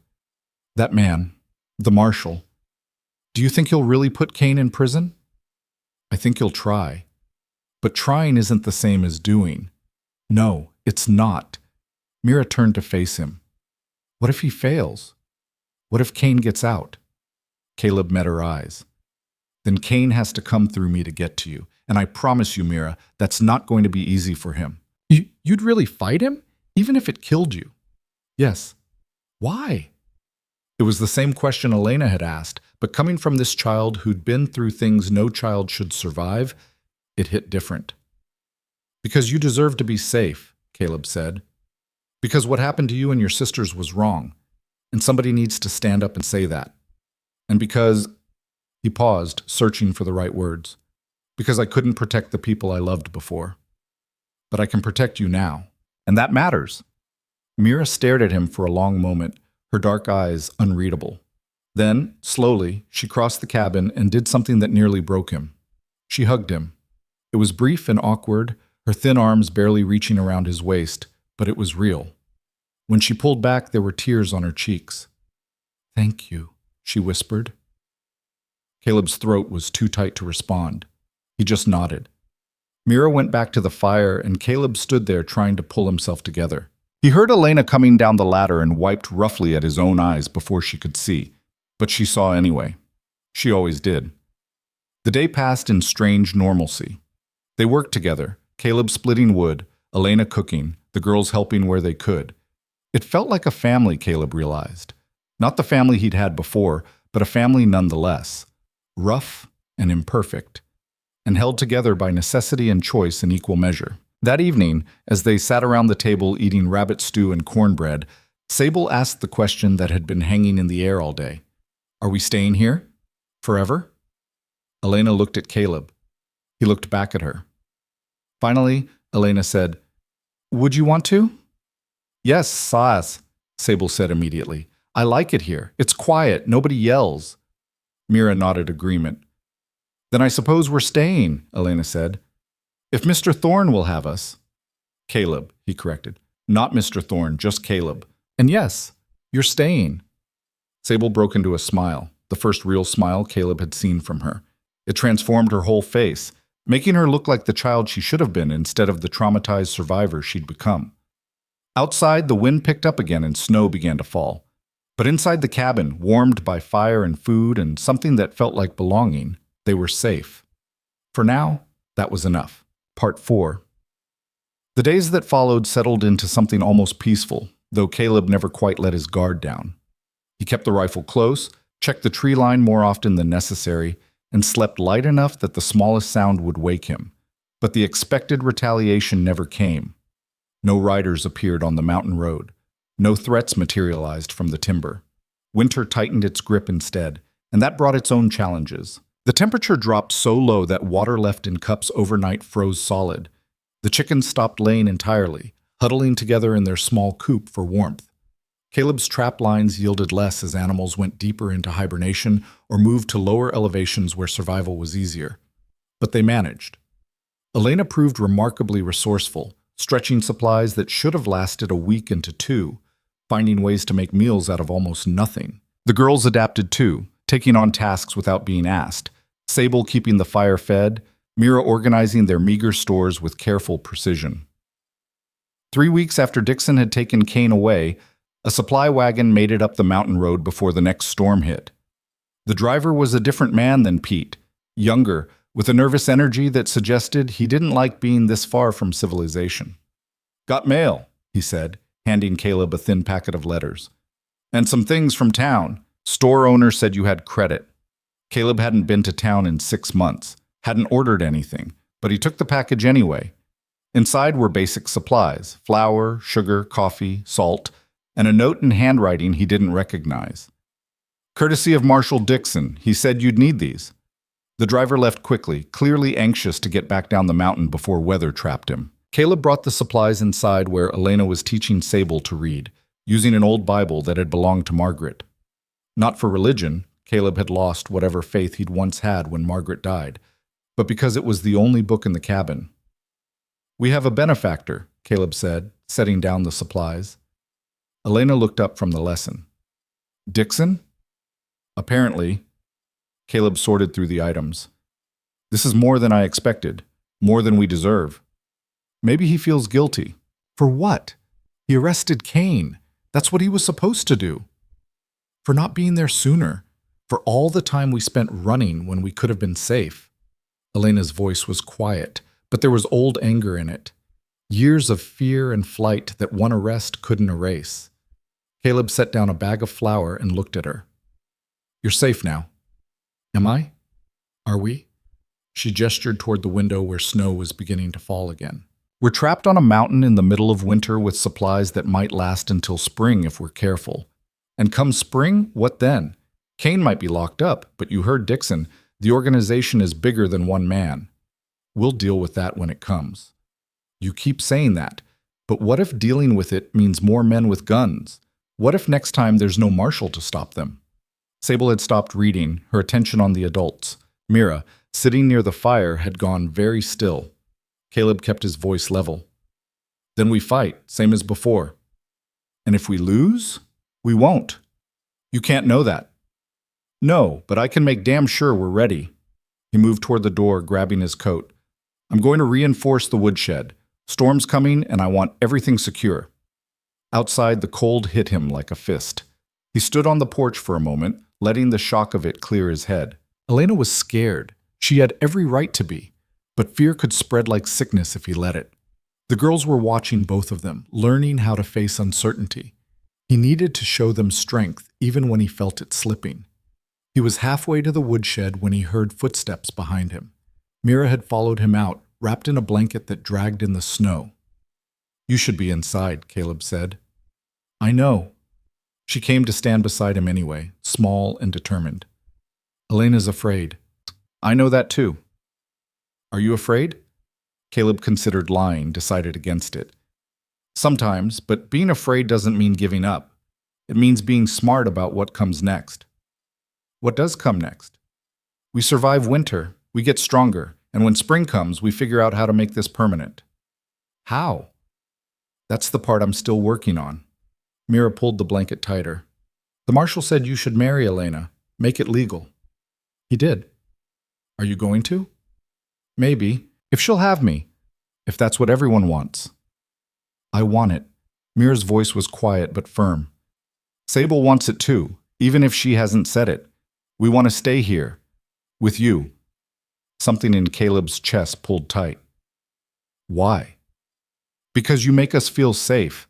Because when those men came, you didn't hide. You didn't give us up. She looked at him with those two old eyes. Because you're the first person since our father died who acted like we mattered. Caleb swallowed hard. You do matter. Then marry Elena. Make us a real family, so nobody can say we don't belong here. Before he could respond, she turned and hurried back to the cabin, the blanket trailing behind her like a cape. Caleb stood alone in the falling snow, Mira's words echoing in his head. A real family. Not bound by blood, but by choice and necessity, and something that felt like it might become love if given enough time. He told himself he was just providing shelter, just standing up to injustice because it was the right thing to do. But somewhere between the first night and now, it had become more than that. These people had worked their way past his defenses, made him care again in ways he'd sworn he wouldn't. The woodshed could wait. He went back inside. Elena was at the table, her hands folded in front of her, staring at nothing. The girls had retreated to the loft, giving the adults space. Caleb sat down across from her. I'm sorry, she said before he could speak, for what I said earlier. You've done nothing but help us, and I threw it in your face. You were scared. That's allowed. Is it? Because Sable and Mira look to me to be strong, and if I fall apart, you're not falling apart. You're processing. There's a difference. Caleb leaned forward, his arms on the table. Listen to me. You've spent 2 years running from Kane, living in fear, never knowing if the next day would be the one where everything fell apart. That doesn't just go away because one marshal made one arrest. You're allowed to be scared. You're allowed to doubt. But don't let that fear make you forget how far you've already come. Elena's eyes were wet. How do you do that? Stay so calm when everything's uncertain. I'm not calm. I'm just good at pretending. He managed a small smile. War taught me that. Act like you know what you're doing, and sometimes people believe it. Sometimes you even believe it yourself. Is that what you're doing? Pretending? Some days. Other days I actually do know what I'm doing. Today's somewhere in between. Elena laughed despite herself, a wet sound that was half sob. We're a mess, aren't we? You and me and the girls? Just a collection of broken people trying to make something work. Most families are. The good ones just hide it better. She reached across the table, her hand finding his. Caleb, about what the marshal said. About making this legal. I've been thinking about that too. And? And I think it makes sense, not just for legal protection, though that matters, but because… He paused, trying to find the right words. Because I want this to be real. Not just an arrangement or a convenience. I want you to stay because you want to, not because you have nowhere else to go. Elena's grip tightened. I do want to stay, but marriage it's permanent, it's binding.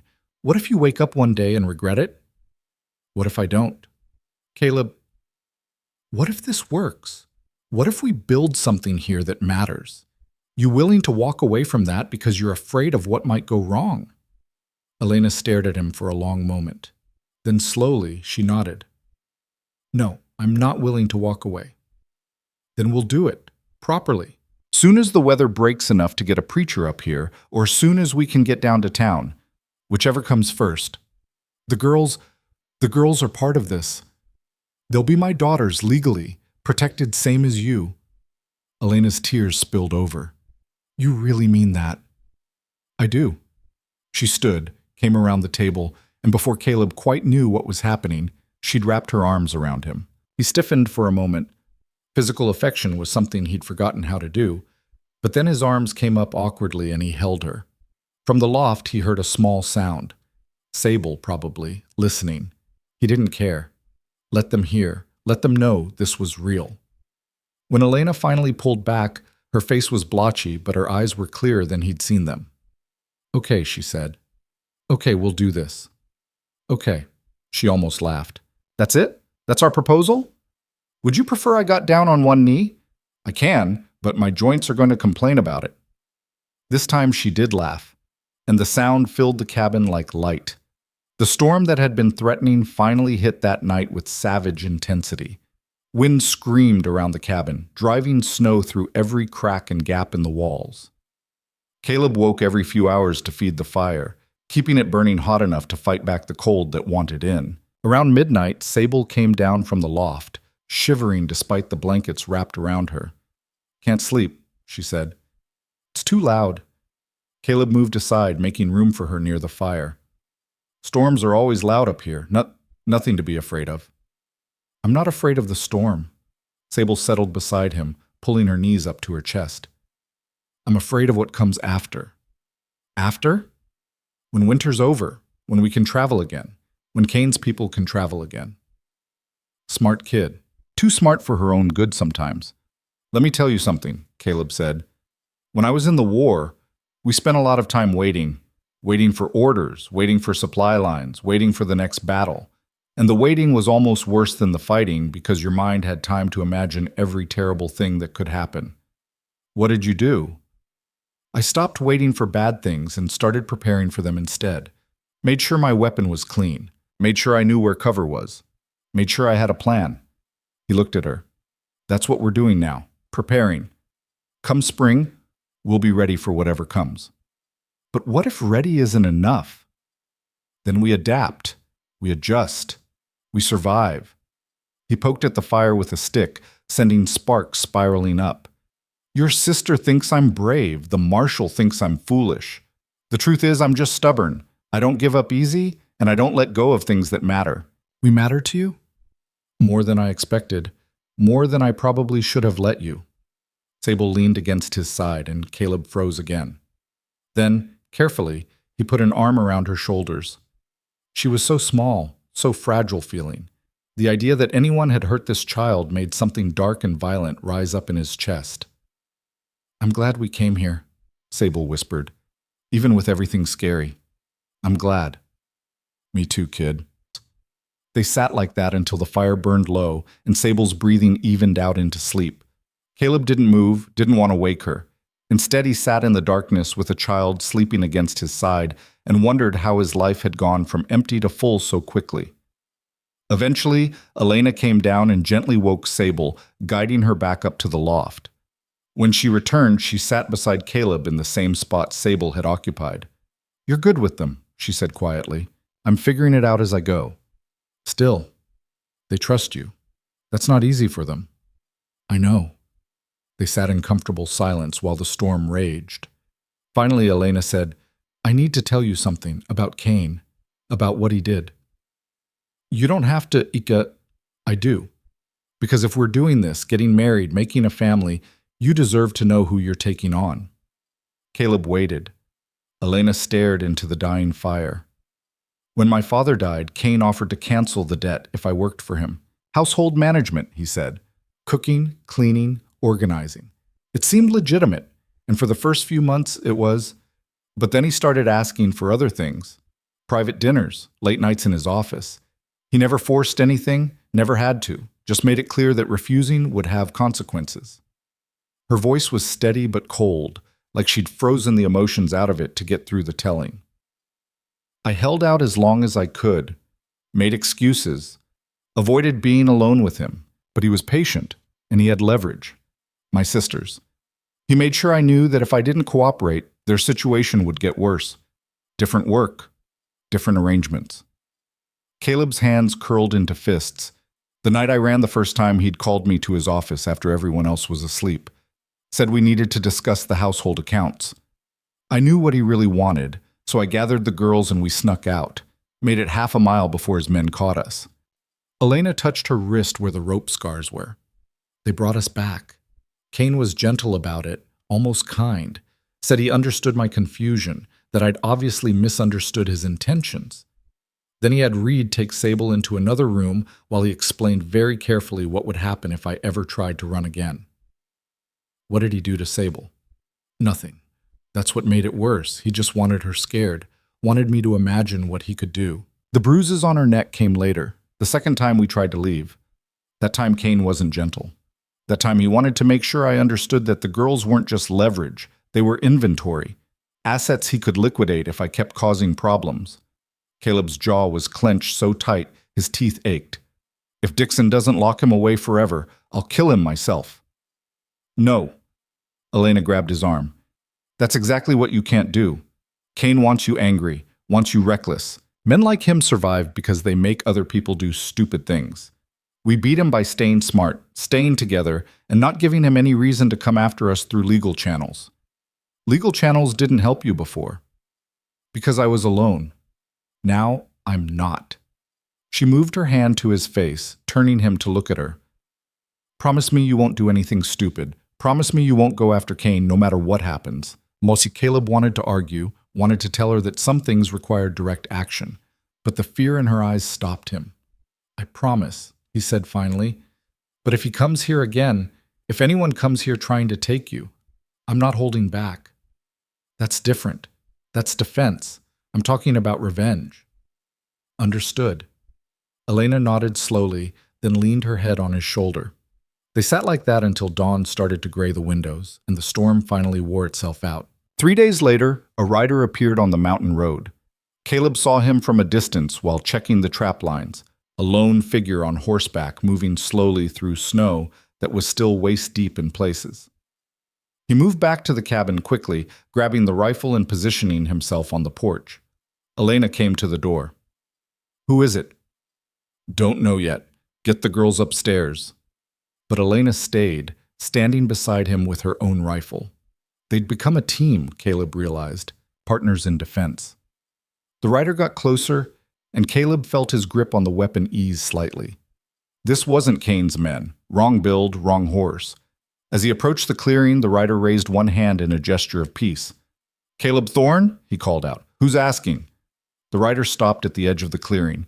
He was young, maybe 25, with dark hair and a face that looked like it hadn't smiled in a while. "My name's Daniel Reed. I'm Thomas Reed's brother." Caleb's grip tightened again. "Your brother tried to kidnap these people." "I know. That's why I'm here." Daniel stayed on his horse, his hands visible and empty. "Can I approach? I'm not armed, just want to talk." Caleb and Elena exchanged glances. Finally, Caleb nodded. Slow. Keep your hands where I can see them. Daniel dismounted carefully and walked forward, his movements deliberate. Up close, Caleb could see the resemblance to Thomas Reed. Same jaw, same eyes, but this one carried himself different. Less threat, more defeat. What do you want? Caleb asked. To give you information, and to ask for forgiveness, though I know I don't deserve it. Information about what? Daniel reached into his coat slowly, producing a leather folder. Everything. Kane's whole operation, names, locations, financial records, contracts. Thomas kept copies of everything because he didn't trust Kane. When the marshal arrested them, I went through Thomas's things and found all of this. Why bring it to us? Because Thomas is talking. He's testifying against Kane to save himself, but he's also telling anyone who'll listen that Kane's organization is bigger than the marshals know, that there are people in Denver, people with real power who've been working with Kane, judges, politicians, business owners. If this information gets into the wrong hands, it disappears. Evidence gets lost. Kane walks. Caleb took the folder, flipping through pages covered in neat handwriting and numbers. Bank transfers, property deeds, contracts that made his stomach turn. Why not give this to Dixon? Elena asked. I tried. He's been recalled to Denver, something about jurisdictional issues.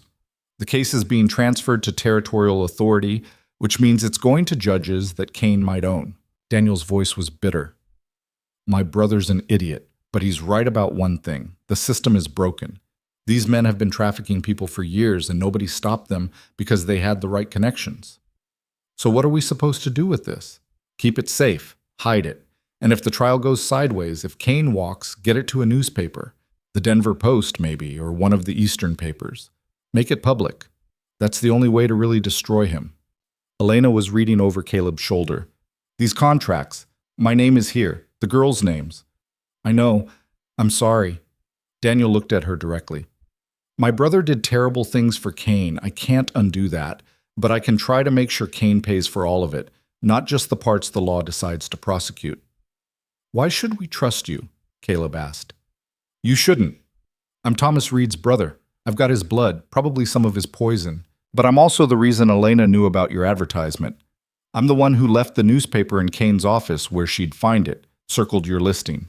I couldn't help her directly, couldn't risk Kane finding out, but I could give her an option, a way out. Elena's breath caught. That was you? Yes. It wasn't much. Wasn't enough. But it's what I could do. Why? Because I have a sister too. Younger, like Sable. And one night I heard her crying in her room, and I asked why. She said she'd had a nightmare about growing up to work for a man like Mr. Kane. That's when I realized what we were really doing, what I was part of. Daniel's voice cracked. I couldn't get my sister out. She's married now, safe, but I could help someone else's sister. So I did. And I've been watching from a distance ever since, trying to figure out how to help without making things worse. Caleb studied the young man in front of him. He looked genuine, but genuine people could lie. Trust was a luxury they couldn't afford. You'll understand if we don't just take your word for it, Caleb said. I do. But take the documents, check them. They're real. Everything in there is evidence that could bury Kane and everyone connected to him. Daniel stepped back toward his horse. I should go. The less time I'm here, the less likely someone notices. Wait.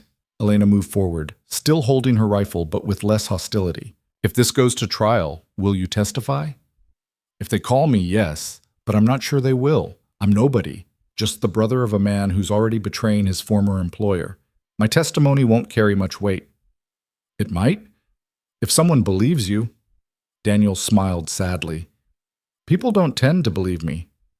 I've got that kind of face. He mounted his horse, gathering the reins. There's one more thing. Kane made bail.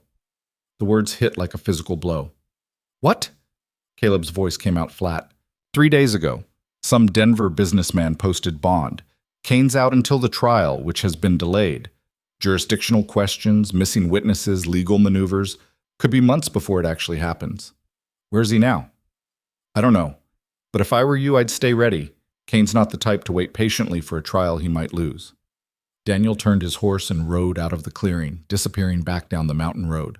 Caleb and Elena stood in silence, the weight of what they'd just learned settling over them like fresh snow. Finally, Elena said what they were both thinking. "He's coming back." Yes. Not with marshals and warrants this time. With something worse. Probably. Elena's hands were shaking, not from cold this time, but from fear that had been temporarily banished and now come roaring back. "What do we do?" Caleb looked at the folder in his hands, then at the cabin behind them where two girls were watching from the window. What did they do? The smart thing would be to run, take this information and disappear into some other territory where Kane's reach didn't extend. But running meant leaving the only home he'd had in 3 years. Running meant teaching the girls that safety was temporary, that peace was something other people got to keep. Running meant becoming the man he'd promised himself he wouldn't be. The one who stepped aside when standing up mattered. "We prepare," Caleb said. "We make this place defensible. We teach everyone how to shoot, how to fight, how to survive if it comes to that. And we wait." For what? For Kane to make his move. And when he does, we show him what happens when you come for someone's family. Elena looked at him, fear and determination warring in her face. "This is going to get ugly." "It already is ugly. We're just acknowledging it now." They went back inside together, the rifle still in Caleb's hands and Winter still pressing close. But for better or worse, they'd made their choice. They would stay. They would fight. And whatever came next, they'd face it together. The cabin door closed behind them, and in the silence that followed, the mountain seemed to hold its breath. Winter settled over the mountain with a weight that felt almost physical. The snow came in waves, burying the clearing under drifts that reached the cabin windows, and the temperature dropped so low that water left in a cup overnight would freeze solid by morning. But inside, life took on a rhythm that felt sustainable, almost comfortable. Caleb taught the girls how to survive. Not just exist, but actually live in a place that wanted them dead. Sable learned to read animal tracks in the snow, to tell a rabbit trail from a fox, to understand when the weather was turning by watching how the chickens behaved. Mira, quieter but more observant, learned to set snares, to identify edible plants even in winter, to know which trees made the best firewood and which ones would smoke you out of a cabin. Elena watched these lessons with something between gratitude and grief. "They should be learning to read," she said one evening after the girls had gone to sleep. "To write properly. To do sums." "They're learning to stay alive," Caleb replied. "Reading can come later." "Can it? Or are we just raising them to be mountain hermits like you?" There was no real bite in her words, but Caleb heard the concern underneath. "What do you want me to teach them? How to be proper ladies so they can go back to some town where people like Kane can find them?" Elena's jaw tightened. "That's not fair."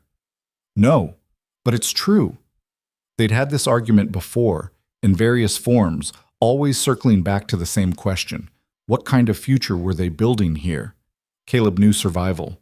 He knew how to keep people fed and warm and safe from immediate threats. But Elena wanted more than that. She wanted her sisters to have choices, opportunities, lives beyond just not dying. "I have Margaret's books," Caleb said finally, "up in the loft in a trunk. Poetry, some novels, a Bible she never read much but kept anyway. The girls could use those." Elena's expression softened. "Really? Really? And I can teach them numbers. I'm not completely useless at that." "I never said you were useless." "You thought it, though." "Maybe a little." She smiled, and Caleb felt that now familiar tightness in his chest. "Thank you for trying. Don't thank me yet. I'm terrible at poetry." The lessons started the next day. After morning chores, Elena would gather the girls at the table and work through reading and writing while Caleb tended to outside work. Sometimes he'd come in to find them bent over a page, Sable sounding out words while Mira followed along silently, her finger tracing each letter like she was memorizing the shape of it. They were smart, both of them. Sable picked up reading quickly, her young mind absorbing information like a sponge. Mira took longer, but once something clicked for her, it stayed. By the time February arrived, they could both read simple passages from Margaret's books, and Sable had started writing short notes to leave around the cabin. "Gone to feed chickens," or "need more wood," spelled phonetically but understandable. The first real test came in mid-February when Marshal Dixon returned. Caleb saw him coming from half a mile away, a lone rider picking his way up the snow-packed trail. His hand went to the rifle automatically, but he recognized the horse and the distinctive way Dixon sat his saddle before reaching for it. "We've got company," he called into the cabin. Elena appeared in the doorway, her face going pale. "Kane." "Dixon." Relief and new worry crossed her face in quick succession. Dixon returning meant news, but news could be good or bad. The marshal looked worn down when he finally reached the cabin, his beard more gray than Caleb remembered, and new lines around his eyes. He dismounted stiffly, favoring his left leg. "Thorne, Miss Voss." He nodded to each of them. "Mind if I come in? Been riding since dawn and I could use some coffee if you've got it." They settled him by the fire with weak coffee and the last of the cornbread. The girls stayed in the loft, quiet but listening. Dixon noticed and spoke loud enough for them to hear. "Kane's in custody in Denver, federal holding cell. His trial's set for April, and the prosecutor's confident." Dixon wrapped his hands around the tin cup, drawing warmth from it. Reed, Samuel, and Jacob all testified against him in exchange for reduced charges. The testimony was extensive. "That's good," Elena said carefully. "Right? It's good for the case, less good for you." Caleb felt his shoulders tense. "Explain." Reed testified that Kane had business arrangements with people in 4 territories. He named names, other men running similar operations, buying up debt contracts and using them to control people. Some of those men aren't happy that Kane got caught, and they're even less happy about the testimony that's going to bring federal attention to all of them. Dixon set down his coffee. "There's a bounty on Reed, $500 to whoever kills him before trial. And there's talk of similar bounties on anyone who might testify." Elena's hand found Caleb's arm, her fingers digging in. "They're coming for us." "Maybe. Maybe not. You're not scheduled to testify. I kept you out of the official witness list like you asked. But word gets around. People know Kane was arrested after coming up here. They might assume you talked." Dixon looked at Caleb. "You need to be ready for trouble." "We've been ready since you left." "Good. Because I can't stay. I've got 3 other cases and not enough deputies. You're on your own up here." "We've always been on our own." Dixon nodded slowly. "I figured you'd say that, which is why I brought you this." He reached into his coat and produced a folded paper. "It's a federal witness protection order, signed by Judge Morrison himself. Says that Elena Voss and her sisters are under federal protection and that any harm coming to them is a federal crime. Won't stop a bullet, but it might make some people think twice." Elena took the paper with shaking hands, unfolding it to read the official language. "This makes us, what, government property instead of Kane's? It makes you people the government has an interest in keeping alive. That's not nothing. It's not much either." "No," Dixon admitted, "it's not. But it's what I can give you." He stood, wincing as his leg protested. "I need to get back. Storm's coming in tomorrow, and I don't want to get caught on this mountain when it hits." Caleb walked him out to his horse. In the privacy of the cold afternoon air, Dixon spoke more quietly. "You're a good man, Thorne. Better than most. But you're also just one man with a rifle. If serious trouble comes, you might want to consider running. There's no shame in that." "There's shame in everything," Caleb said. "At least this way I can live with myself." Dixon studied him for a moment, then nodded. "Your choice. But do me a favor. If you go down, take a few of them with you. Make it mean something." Planning on it, Dixon mounted his horse and rode away without looking back. Caleb watched until he disappeared down the trail, then returned to the cabin where Elena was still holding the protection order like it might dissolve in her hands. "This doesn't change anything," she said. "No, it doesn't. So we wait. We wait." The storm Dixon had mentioned arrived the next morning and lasted 4 days. The wind screamed like something alive, and snow fell so thick that Caleb couldn't see the woodshed from the porch. They stayed inside, rationing food and fuel, and tried not to think about what might be coming once the weather cleared. On the 3rd night, unable to sleep, Caleb found Elena sitting by the fire with one of Margaret's books open in her lap. She wasn't reading it, just staring at the pages. "Can't sleep either?" he asked. "Every time I close my eyes, I see Kane's face. Or worse, I see the girls' faces when his men take them back." She closed the book. I keep thinking about running, taking them and disappearing into Montana or California or somewhere so far away that no one would ever find us. You could do that. Could I? Or would I just be running forever, always looking over my shoulder, always waiting for the next knock on the door? Probably. That's not a life. Not for them. Caleb sat down beside her. So we stay. We fight if we have to. And we trust that maybe, just maybe, Dixon and his federal case will be enough to scare off the worst of it. You don't believe that? No, but I'm saying it anyway because sometimes hope is better than honesty. Elena laughed, but it was a bitter sound. That's the saddest thing I've ever heard you say, and you've said a lot of sad things. I'm a sad man. You're a good man. Those aren't mutually exclusive. They sat in silence for a while, listening to the storm rage outside. Finally, Elena spoke again, her voice so quiet Caleb almost missed it. If something happens to me, will you take care of them? The girls? Nothing's going to happen to you. But if it does, then yes, I'll take care of them. They'll be safe. I promise you that. Elena's hand found his in the darkness between them, and this time she didn't let go. They sat like that until the fire burned down and sleep finally claimed them both, still sitting up, still holding on. The storm broke on the 5th day, leaving behind a world transformed. Everything was white and silent and impossibly beautiful. Caleb stood on the porch that morning and felt the weight of it. The knowledge that this pristine landscape could hide any number of threats, that beauty and danger were just different faces of the same thing. He was checking the trap lines 2 days later when he saw the smoke. Not much, just a thin column rising from the trees about a mile east. Could be a trapper, a prospector, someone innocent just trying to survive the winter. Or it could be something else. Caleb made his way back to the cabin faster than was probably safe, his feet punching through snow crust and his breath coming in ragged gasps. Elena met him at the door, taking one look at his face and understanding immediately. How many? Don't know. Saw smoke. Could be nothing. But you don't think it's nothing? No. They spent the rest of the day preparing. Caleb moved the girls up into the loft with instructions to stay silent, no matter what they heard. He positioned the rifle and his revolver where he could reach them quickly. Elena took the kitchen knife and a smaller blade Caleb had given her and settled herself near the back window where she could watch the tree line. Night fell. Nothing happened. The second night was the same. By the third night, Caleb was beginning to think maybe it had been nothing after all.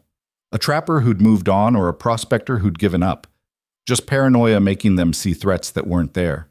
Then, on the 4th night, Sable woke screaming. Caleb was on his feet before he was fully awake, the revolver in his hand, heart hammering. Elena scrambled up the ladder to the loft, and he could hear her murmuring to Sable, trying to calm the child. Just a nightmare? Elena called down. She's all right. Caleb lowered the gun, adrenaline still singing through his veins. He was about to respond when he heard it, the soft crunch of snow outside. Footsteps. Multiple sets, moving carefully, trying to stay quiet. Elena, he said, his voice low and urgent. Stay up there. Don't come down. The footsteps stopped. For a long moment, nothing. Then a voice from outside, male and unfamiliar. Mr. Thorne, we need to talk. Caleb moved to the window, angling to see outside. 4 men stood in the clearing, spread out, all armed. Not Kane's men. These were different. Harder. Professional. Talk from there, Caleb called back. Rather do this inside. It's cold out here. And it'll stay cold. State your business. One of the men stepped forward slightly. He was older than the others, maybe 60, with a scar that ran from his temple to his jaw. My name's Garrett, not Kane. Different Garrett. I work for some people who have an interest in Kane's trial. We understand you've got a woman here who might testify. You understand wrong. Do we? Because we heard different. Heard the federal marshal came up here twice. Heard there's a protection order with her name on it. The man's voice was conversational, almost friendly. Look, we're not here to cause trouble. We're here to make a business proposition. Not interested. You haven't heard the offer yet. $5,000. Cash. That's what we'll pay if the woman and her sisters disappear. We don't care where they go or what they do, as long as they're gone before April and can't testify against Kane or anyone else. Caleb felt Elena's presence on the ladder behind him. She'd come down despite his warning, the knife gripped in her hand. "Not for sale," Caleb said through the door. "Everything's for sale, Mr. Thorne. Just a matter of price. Maybe 5,000 isn't enough. We could go to 10. That's a lot of money for a mountain man. Could buy you a lot of supplies. A lot of comfort. Could buy a lot of things I don't want." The man's friendly tone dropped a few degrees. "Then let's try a different approach. You give us the woman and the children, we pay you the money and leave. You refuse, we take them anyway, and you die. Simple mathematics." Caleb pulled back the hammer on his revolver, the click audible in the cold air. Mathematics say 4 men against 1 are good odds. But 1 man in a cabin with ammunition and cover changes those odds some. Question is whether you're willing to find out how much. You can't stay in there forever. Don't need forever. Just need long enough for you to give up and leave. The scarred man laughed. It wasn't a pleasant sound. "You've got spirit, I'll give you that. But spirit doesn't stop bullets. Last chance. Send out the woman and children, take the money, and walk away." "No." "Then we'll come get them." "Try it." The men outside started moving, spreading out to surround the cabin. Caleb tracked them through the window, counting shots in his head. 4 men, 6 shots in the revolver, more in the rifle. He could drop 2, maybe 3 before they made it to the door, but that left at least 1, and 1 was enough. "Caleb?" Elena's voice was steady despite the fear in her eyes. "Let me go. This is my fight, not yours. It's our fight. Has been since the day you arrived. You don't have to die for us." "Yes, I do. Because that's what good men are supposed to do, stand between evil and people who can't stand themselves. Margaret taught me that. And I failed her, but I won't fail you." Tears streamed down Elena's face. "You're an idiot." "Probably. But I'm your idiot." The words hung in the air between them for a moment. Then Elena moved to the back window, the knife ready, and Caleb turned his attention back to the men outside. They were almost at the door when the rifle shot cracked through the night, but it didn't come from the cabin. One of the men outside dropped, clutching his leg and screaming. The others scattered, diving for cover, their guns drawn but with no target. Another shot rang out, kicking up snow near the scarred man's feet. Caleb risked a glance toward where the shots had come from. A figure stood at the edge of the tree line, barely visible in the moonlight. Male, tall, holding a rifle like someone who knew what to do with it. "Next one goes through someone's head," the figure shouted. "Drop your weapons and get off this mountain." The scarred man had taken cover behind the woodpile, his gun drawn but pointed at shadows. "Who the hell are you?" "Someone who's tired of watching cowards threaten women and children. Drop your weapons." For a long moment, nobody moved. Then another shot rang out, splintering wood inches from the scarred man's head. He flinched, cursed, and threw his gun down into the snow. All right, we're going." The other 3 men emerged from cover slowly, hands raised, weapons tossed aside. The man who'd been shot was still on the ground, bleeding into the snow, making sounds that didn't quite qualify as words. "Take your wounded and leave," the stranger said. "If I see any of you again, I won't aim for the leg." They gathered their injured companion and retreated down the mountain road, supporting him between them, leaving their weapons behind. Caleb watched through the window until they disappeared into the darkness, then turned his attention to the stranger. The figure approached the cabin slowly, the rifle lowered but not put away. As he got closer, moonlight caught his face. Thomas Reed. Caleb's hand tightened on his revolver. Reed held up his free hand, showing it was empty. "Don't shoot. I'm not here to cause trouble." "You're Kane's man." "Was Kane's man. Not anymore." Reed stopped about 20 feet from the cabin, well within rifle range but making no threatening moves. "Can I come closer? I need to talk to you." "Talk from there." "Fair enough." Reed lowered his rifle completely, resting the butt in the snow. "I testified against Kane. Told the federal prosecutor everything. The debt contracts, the forced labor. What happened to women who tried to resist. All of it," Dixon said. "What Dixon maybe didn't say is that Kane's people put a price on my head for it. $500 to whoever kills me before trial. I've been on the run for 2 weeks, and those men who just left? They weren't the first to find me." Reed gestured toward the trees. "I've been camped out there for 3 days, watching your cabin. Saw them arrive, saw them setting up to move on you. Figured I owed you one for standing up to Kane that first time. You don't owe me anything. Maybe not, but I owe those girls something. What I saw Kane do to them, to others like them. Reed's voice went rough. I've done a lot of things I'm not proud of, but I drew a line at that, and Kane crossed it. So I'm here to make sure they stay safe. Consider it penance. Caleb studied the man through the window, trying to read truth from shadow. You expect me to trust you? No, I expect you to let me help anyway because you need it. Those men will be back with more friends. And next time, one rifle won't be enough to scare them off.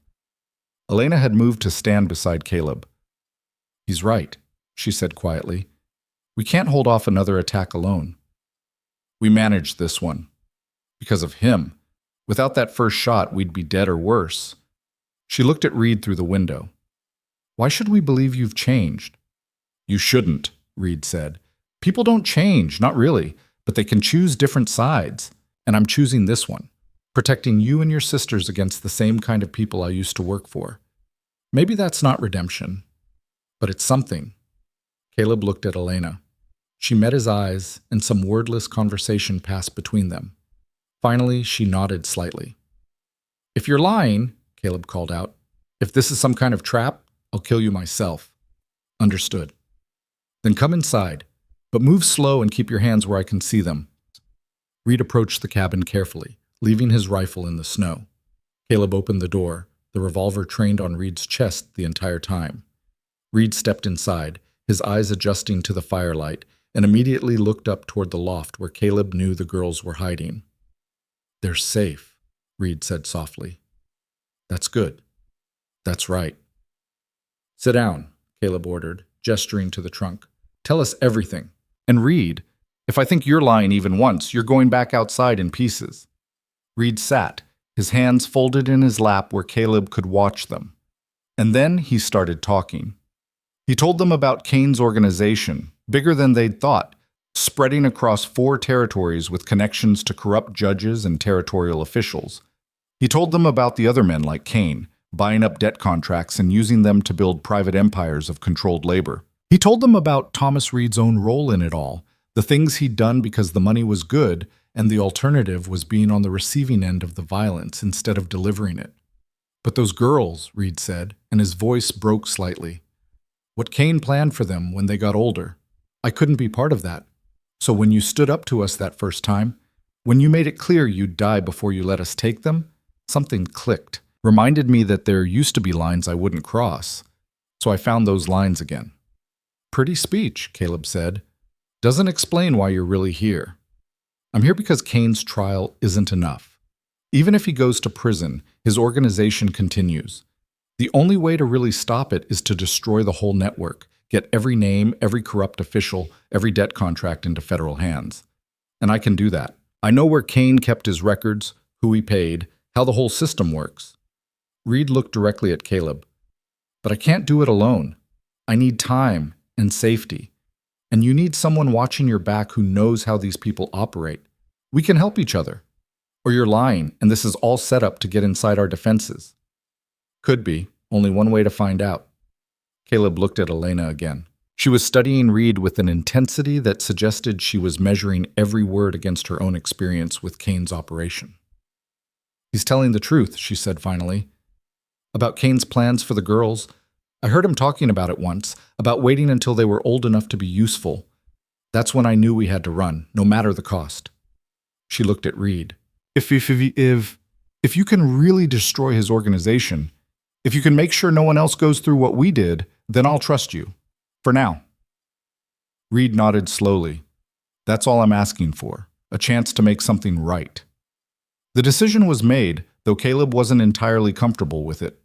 Reed stayed, sleeping on the floor near the door with Caleb's revolver within easy reach should the man make any wrong moves. The girls remained terrified of him at first.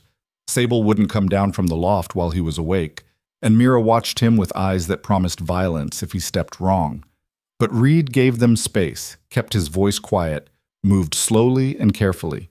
He helped with chores without being asked, hauled water and split wood and did the hard labor that made survival possible.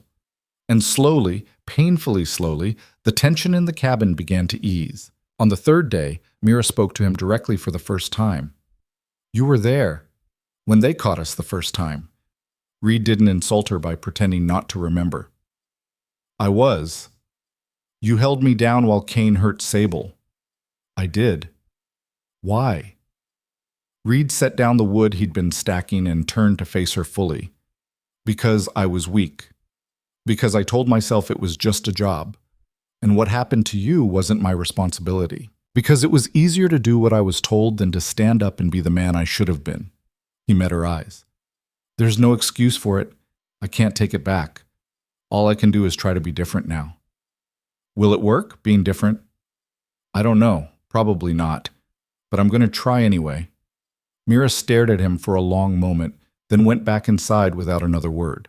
But something had shifted. Not forgiveness, that might never come, but acknowledgement that people were more complicated than just good or evil, that monsters could find their way back toward humanity even if they never quite made it.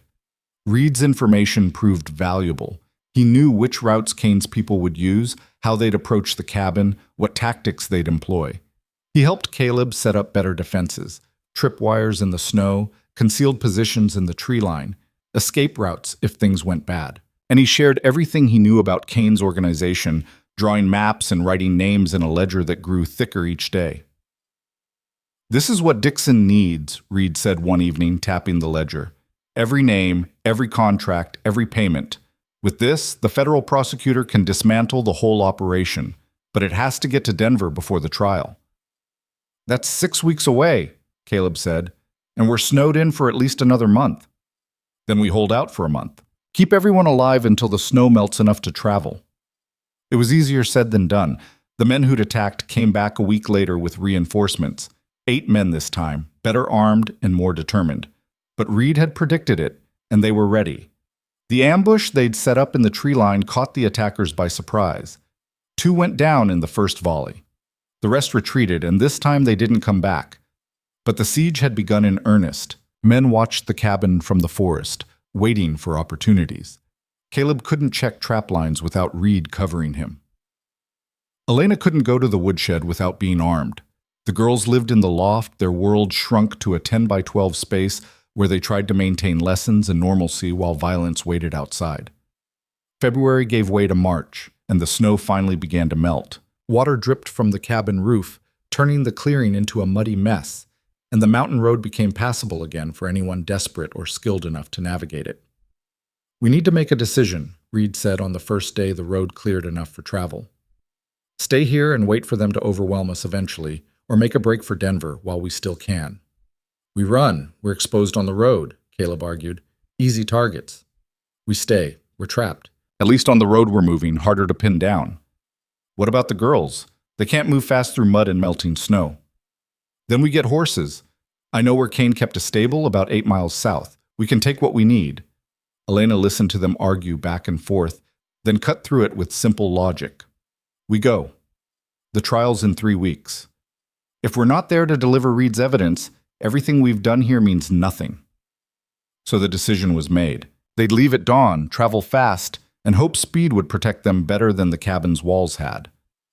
That night, Caleb couldn't sleep. He stood on the porch in the cold pre-dawn darkness, looking at his cabin, Margaret's cabin, and tried to commit it to memory.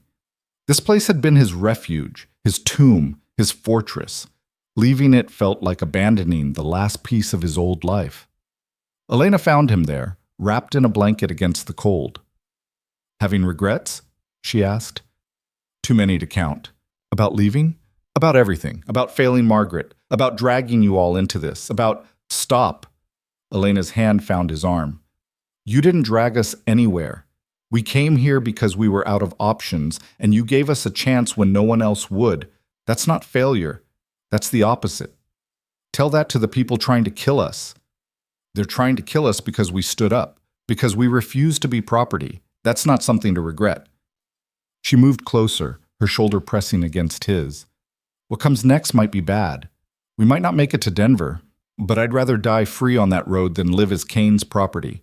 And that's because of you, Caleb. You taught us that some things are worth fighting for." Caleb looked down at her, this woman who'd arrived desperate and broken, and had somehow become the strongest person he knew. Without thinking about it, without planning it, he leaned down and kissed her. It was brief and clumsy and tasted like coffee and fear, and when he pulled back, Elena was staring at him with wide eyes. "Sorry," Caleb said. "I shouldn't have—" Elena grabbed his coat and pulled him back down, kissing him properly this time. When they finally broke apart, both breathing hard, she rested her forehead against his chest. "When this is over," she said quietly, "when Kane's in prison and his people aren't hunting us anymore, I want to come back here, to this cabin, and I want to actually marry you. Not because of protection orders or legal convenience, but because I choose to. Is that something you'd want?" Caleb's throat was too tight to speak. He just nodded. "Good," Elena said. "Then we have something to fight for besides just survival." Dawn came too soon. They packed what they could carry: food, ammunition, Reed's ledger wrapped in oilcloth, the few possessions the girls couldn't bear to leave behind. Caleb took one last walk through the cabin, touching things that Margaret had touched, saying goodbye to ghosts he'd lived with for 3 years. Then they stepped outside into the cold morning light and began walking south toward the stable Reed had mentioned. The journey should have taken 4 hours. It took 6, slowed by mud and caution and the need to keep the girls moving. They reached the stable near midday, a ramshackle building half collapsed under winter's weight. But the horses Reed had promised were there, along with tack and supplies. Kane kept this place as a way station, Reed explained as they saddled the animals. Somewhere his people could rest between territories. He won't know we're using it until we're long gone. They were mounting up when the first shot rang out. The bullet hit the stable wall inches from Caleb's head, splinters exploding outward. He grabbed the nearest horse's reins, shouting for everyone to get down, but Reed was already moving. He had his rifle up and was returning fire toward the tree line where gun smoke still hung in the air. "How many?" Caleb yelled, pulling his revolver and pushing Elena and the girls behind a feed trough. "3, maybe 4. They must have been watching the stable." Reed fired again, then ducked as return fire tore through the stable's thin walls. "We need to move now." "The girls can ride double with Elena. I'll cover you. Go." Caleb didn't have time to argue. He lifted Sable onto Elena's horse, then Mira, then helped Elena mount. The horse danced nervously, spooked by gunfire, but Elena controlled it with surprising skill. "Go!" Reed shouted again, firing as fast as he could work the bolt. "Straight south. Don't stop until you hit the main road." Caleb mounted his own horse, grabbed the reins of Reed's mount, and kicked hard. The horses bolted from the stable at a dead run, hooves throwing mud, and bullets sang through the air behind them. They rode hard for 30 minutes, the horses laboring through mud and half-melted snow, before Caleb finally allowed them to slow.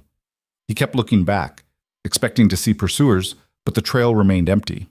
"Where's Reed?" Elena asked, her arms wrapped around both girls who clung to the saddle in front of her. "He'll catch up." "Caleb, he'll catch up."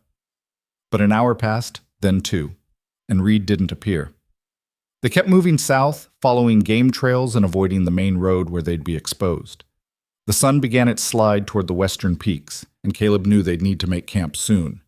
They were setting up in a small clearing when they heard the horse approaching. Caleb had his rifle up instantly, Elena pulling the girls behind a fallen log, both of them ready for attack. But it was Reed who emerged from the trees, slumped over his horse's neck, blood soaking through his coat on the left side. "I'm all right," Reed said before anyone could ask, his voice tight with pain. "Took one in the shoulder, slowed me down but didn't stop me." Elena was at his side immediately, helping him down from the horse while Caleb kept watch on the trail behind them. The wound was bad. The bullet had gone clean through but had torn muscle and maybe nicked bone on the way. Reed's face was gray with blood loss. "We need to get that stopped," Elena said, already tearing strips from her own dress to make bandages. "Caleb, I need clean water and something to sterilize the wound." They worked on Reed for the next hour, Elena showing a competence with injuries that spoke of hard experience, while Caleb and the girls made camp and kept watch. By the time they'd finished, Reed had passed out from pain and blood loss, his breathing shallow but steady. "Will he live?" Sable asked quietly. "I don't know," Elena admitted. "He's lost a lot of blood. Infection could still set in. But he's strong. He might make it." They camped there that night, taking turns on watch while Reed drifted in and out of consciousness. When he was awake, he insisted they keep moving toward Denver. "Don't stop for me. The trial's more important than one man's life." "We're not leaving you," Elena said firmly. "We all get there or none of us do." "That's stupid." "Yes," Elena agreed, "but it's what families do. And like it or not, you're part of this now." Reed stared at her for a long moment, something breaking in his expression. Then he closed his eyes and turned away, but not before Caleb saw the tears on his face. They moved slower after that, accommodating Reed's injury. It took them 8 days to reach the outskirts of Denver. 8 days of riding and hiding and tending to Reed's wound that somehow didn't get infected despite every reason it should have. Denver rose from the plains like a promise of civilization. Buildings and streets and people going about their lives without looking over their shoulders for men with guns. They rode in at dusk, exhausted and filthy, and barely holding together. Marshal Dixon found them before they found him. He took one look at their condition: Reed's blood-stained bandages, the girl's hollow eyes, Elena's dress torn and muddy, Caleb's face carved with exhaustion, and immediately got them to a hotel under federal protection. "Kane's trial starts tomorrow," Dixon said once they were settled in a suite with armed guards outside the door. "You made it just in time." Reed handed over the ledger from his coat, the pages blood-stained but intact. "Everything you need is in there: names, dates, amounts. The whole organization laid bare." Dixon took the ledger reverently, flipping through pages with growing amazement. This is incredible. With this, we can bring down 20 men, maybe more, dismantle the entire network." He looked at Reed. "You did good." "I did what I should have done years ago." The trial lasted 3 weeks. Caleb and Elena testified, telling their story to a packed courtroom while Kane sat at the defense table with dead eyes that promised retribution if he ever got free. Reed testified last, walking through the ledger page by page, explaining the system from the inside in a way that left no room for doubt or interpretation. The jury took 4 hours to reach a verdict. Guilty on all counts. Kane was sentenced to 20 years in federal prison. 3 other men were arrested based on Reed's evidence, their trials scheduled for later that year. The debt contracts were declared invalid, the people held under them freed.